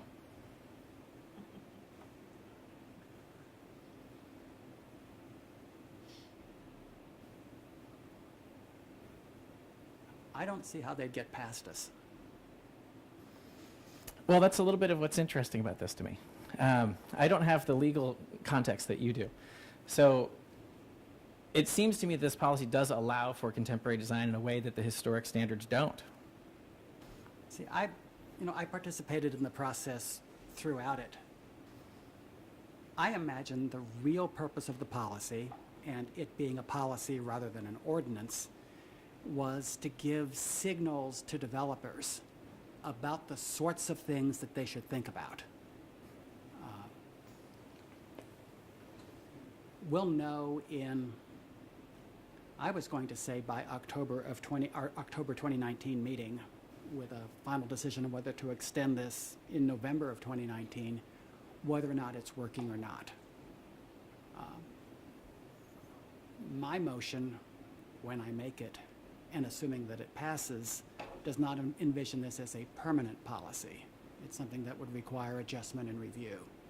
And if we found instances like this where a board or a developer or the staff had so enraged the community that the policy needed to be scrapped or changed, I think we'd do it then. Mm-hmm. Now, you think a year is too long? No, and again, I speak in support of this in general. I just think that there's a few things that could be ironed out there, and that's one of them, is that if community doesn't, I see the historic standards as the minimum, and frankly, many developments in neighborhoods like ours, if you are going to follow the rules, the community frankly doesn't have a voice. Mm-hmm. So what I see this as a great opportunity for when you want to deviate from those rules, then you have opportunity, but that's a bit of a privilege that comes with community engagement and requiring to kind of win over those neighbors. Because there's a lot of folks in my neighborhood that say they don't want to get involved in the process, but if it hits the district standards, then they'll stand behind it. And I think there's a little bit of discomfort in the fact that a community could be in opposition to a project for its design, and then it gets approved in spite of that Hey, opposition. stay right there. Commissioners, what do you think? Should there be a community veto in this? Vines? My feeling, and being part of the process too from, I guess, fairly early on, I feel like it still allows for process. It's not like a be-all, end-all. It's more like a guiding policy that, maybe you could add some language to make it more explicit, that subject to certain community, approvals. But to me, it seems pretty sufficient in its current form. I did pull some other, general guidelines from some of the comp cities, neighborhoods that were part of this study, and it seems like pretty straightforward. There's nothing here that really deviates from the general approach that most of these other cities have pursued. Commissioner Richardson? I don't think so, and I don't think we have that ability to allow for neighborhood veto. Again, that would be something that would be a law that would have to be changed by the Board of Aldermen. I also think the whole basis of, if you look at the legal basis of local historic preservation regulations, is that the courts have upheld those ordinances when it's vested in a board that has a certain composition with architects and planners and real estate agents and things like that. So it has to be, because we do a lot of quasi-judicial work up here, it can't be just the neighborhood has a veto. Mr. Killeen? Well, it seems to me we're heading for a conflict with this thing. I'm just picturing what you're talking about, Jay, with this development. I mean, it's just a good example. Somebody wants to build an historic district. They're led to believe that there are these contemporary standards, and maybe they finally come in here after spending hundreds of thousands of dollars, who knows how much, with an architect, and then they get turned around. Is that grounds for a lawsuit? I'm just wondering, would it make more sense? I like what you've written here, Mr. Chairman, but would it make more sense to have each of the neighborhoods adopt these into their code to make them law? Melanie? Well, actually, I do agree with Mike. I mean, make it be more individual, I mean, the needs that they have.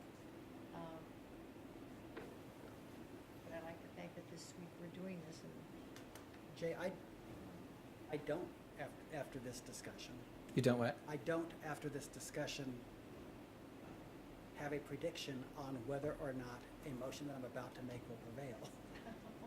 We'll see. Is there anything you'd like to add? You did sit patiently through a very long meeting. Well, I came a little late. Yeah. Oh, wait a minute then. Go back and sit down. We're going to let Rocco talk next. Yeah, no, I don't want to get into all of the very finite elements of that, but I also think that there's something about that process, the way that this is structured, is fundamentally subjective. Once you're not following those rules, is it compatible with the neighborhood or not? Is it compatible with the neighboring buildings or not? These are subjective matters. I think that, honest people could come at very obviously different views. And one of the things I talked with Dan about quite a bit in the lead up to this was the formulas that are put in place, I think, are a little difficult or cumbersome to say that you hit 35% or you of a dominant material and then it's okay, but 25% is not. And some of those things are a little odd to me because I think it's I think ultimately it's subjective. It either fits or it doesn't. And so the rules, I think, are an odd add. But although we operate in an environment of ordinances that actually name specific materials and ban others. Absolutely right. Which must have been subjective at one point. That's true. And I'd argue that it's to say that a building that is of one color or another, if it's a one color that's different than the others on the street, then must it also have a replicated model facade? As an architect, I'd hope not. And that's where I think some of those elements are a little troubling to me as a designer, so I'm coming at it from two sides. And on that side, I think that in the end, if the group that comes out of that, CRO, the neighborhood, and then ultimately you guys, say, it's compatible, even though it's a different color and it's a different material. It shouldn't be eliminated for that. So I think those standards that are designed to give some predictability still, it's in a subjective environment. I think they're not particularly helpful. We're looking at a project right now, a residential project, where they have a street facade where they've held brick in 2 zones. And I think it's pretty compatible on that side, but it doesn't pass the test of 75%, 25%. It's in the ruling. So that's something where I think it's outside of a practical implementation. Thank you. Yep. I just have a question. I guess I'm just, as we're talking here, getting confused. So let's pick, I don't know, I'm making it up, the Central West End standards. If it says new construction, the street visible facade shall be brick, these rules can't change that, can they?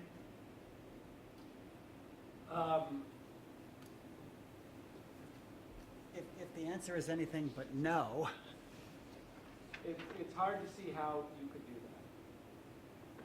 that. So the answer is no. I'd love to say the answer is always no, never a yes, never a possible yes, can't be a yes. Well, we have the ability to do variances. These rules can't change it. If the ordinance, so again, I just want to make sure I understand this language. These rules do not supersede any regulations in existing or future historic districts. So if Central West End says new construction shall have a brick front facade, period, then someone could still come with the preliminary review and say, I don't want to do brick on the front, and we're going to have to grant some kind of exception or variance for that. Is that not correct? Well, yes. I mean, a couple things. One is the ethos of the PRO has always been, within some parameters, our job is to enforce standards. You guys deal with the gray areas that we aren't allowed in staff to say, oh yeah, we'll give you a pass, that's fine. On the other hand, I can just think of so many projects that have gotten approved by the board that if I go into the historic district code and I just drill into that and say that this is everything here exactly what the code says it has to be, there are variances to things that the board does. And I think the board has more latitude than the staff does based on the testimony, the evidence you hear. Sure. So I don't think I'd love to say it's just so simple, yet the ordinance says yes, or you just get a no every time, but we know that's not really the way this works. Director, I don't think you mean to say variance. I think that there are some things, like if you say something compatible with the streetscape, that is that possibly an example of where you have more Right. exercise of discretion compared to, just brick yes or no? Right. So I mean, that's what I was asking you earlier. Are these intended for those aspects of the ordinance where your staff and the board have discretion? Here's what I envisioned. There was a project that came to the board last year in the Central West End. Actually, I think it might have been one of your projects. It was townhouses on Washington in the Central West End. And the ordinance said that you have to match the massing of all the buildings on the street. These were like 6 or 8 attached townhouses. And everything else on the street was a detached single-family home that was probably about 40 feet wide. And this thing was easily double that. And the board approved it. I don't, because I think based on the circumstances where the lot was on the street, it made sense to the board. And the neighborhood liked it, the board liked it, there was a complete consensus.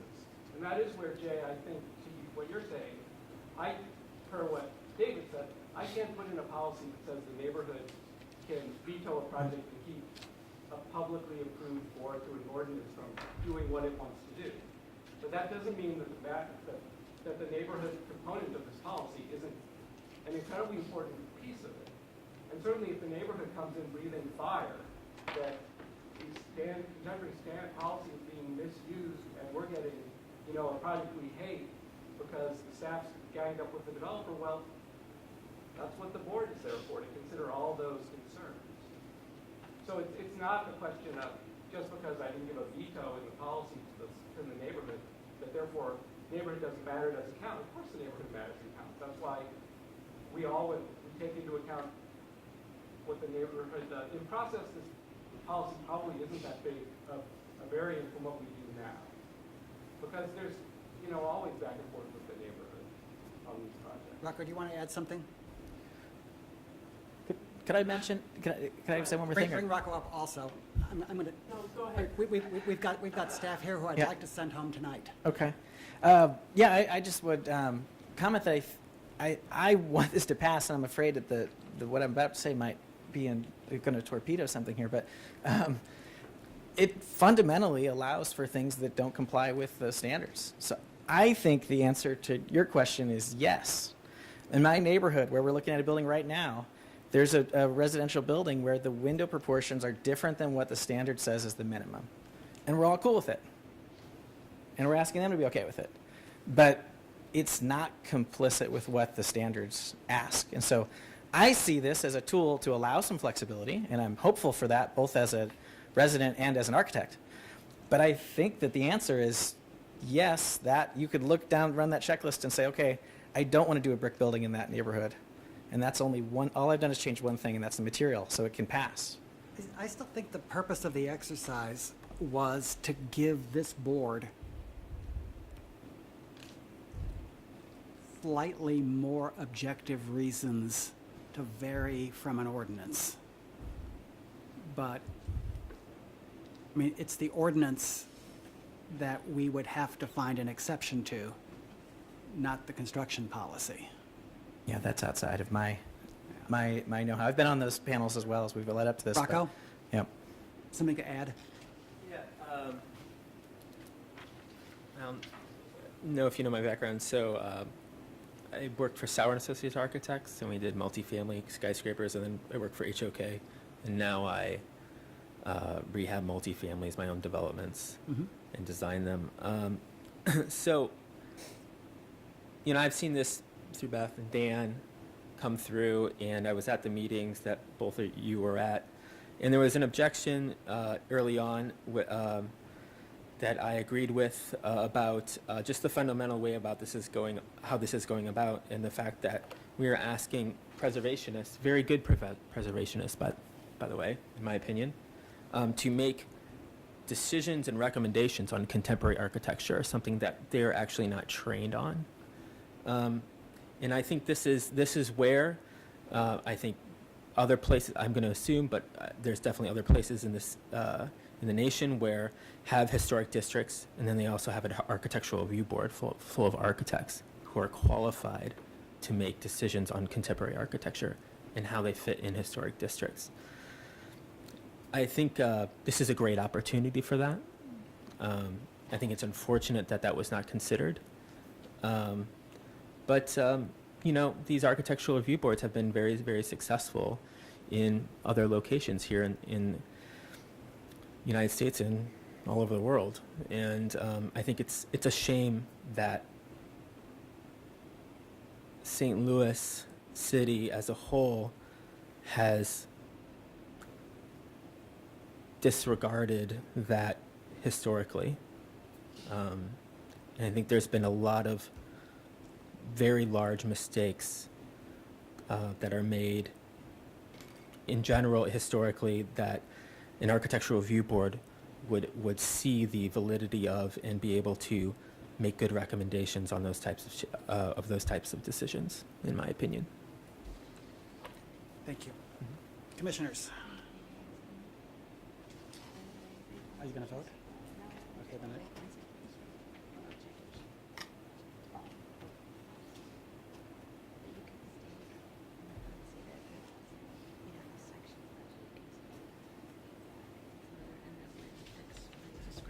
let's take a vote on it as it sits. Commissioners, I'd like a vote first on whether to approve this policy and to require a review within the next year. If that fails, we can decide where to go from there. If that passes, then much of our work for the evening is done. I move that we approve the new construction policy and that we require a report by the staff within a year. Second. Commissioners, we have pretty well discussed this. All those in favor of that motion signify by saying aye. Opposed? Abstain. Call the vote again. I was a little slow. Okay. I heard the All motion. those in favor signify by saying aye. Aye. There. Opposed? The ayes have it. Commissioners, a couple of quick items. First, is there any objection to adding to our monthly agenda a report from the director? Given the city's new interest in demolition and in preservation, it would be, I think, interesting to know exactly what's being approved, what's not being approved on a staff level that we don't see. Yeah, I think it's a really good idea. I think to that also, if there's any, sometimes there's appeals of our decisions and we don't necessarily hear the outcome or the status of lawsuits and things like that. That'd be interesting Okay, too. Mr. Director, it is the consensus of this board that we have a director's report on monthly agendas. At each monthly meeting, or? Okay. Second, there are people who come to these meetings hoping to be able to speak on issues that are not necessarily on the agenda. Would there be any objection to a short comment period added to the agenda that would allow someone at least to raise an issue that we ought to hear about in, say, a minute or less? Sounds fine. Richard, we can't hear you. We can't hear you. I'm asking the board if there is consensus to add a short public comment period to each monthly agenda meeting where people could actually raise issues that are preservation related that may not have something, that may not actually be on the agenda. It could be a complaint about a previous meeting or a hope for a future meeting. Is there any reason not to do this? I just think as long as it's curated, I like the idea in theory, but with time commitments and all this stuff, that could go I'm on. the most obnoxious curator usually. Or, I second that. or maybe a written request in advance. Well, yeah, I guess, could the curating begin with our director, who's now going to give us a report that maybe there's, there would be a speaker at that meeting or the following meeting so he's kind of, I guess. I like that. editing it or narrating it, or, and then in coordination with you, Mr. Chairman, of, hey, here's the 5 people I think have something to say? What about that, Mr. Director? It's an additional task for you. I don't mind additional tasks. Okay, I'll finally. just pass them on to my staff. Okay, finally, a December meeting. Finding a date that is compatible to enough commissioners is always hard. Have in the past sometimes held a telephone meeting when we know that there isn't anything on the agenda, but to satisfy the ordinance, we have a telephone meeting. I am told that there are some projects that have to be heard in December. When is a Monday in December that commissioners are able to do? We don't need to settle that now, but do let Adana know in the next week or so when you might be available. And Adana, would you send around a note? I can take a poll, yeah. Thank you very much. Commissioners, is there any other business? 24th, right? What's that? Christmas Eve would be the night that we would ordinarily have a meeting. Christmas Eve would be a perfect night for another meeting. Thank you. Thank you very much. I don't mind. No, we have Sunday Great day. for supper that night. Okay, commissioners, hearing no further business to discuss, do I hear a motion to adjourn? We are adjourned.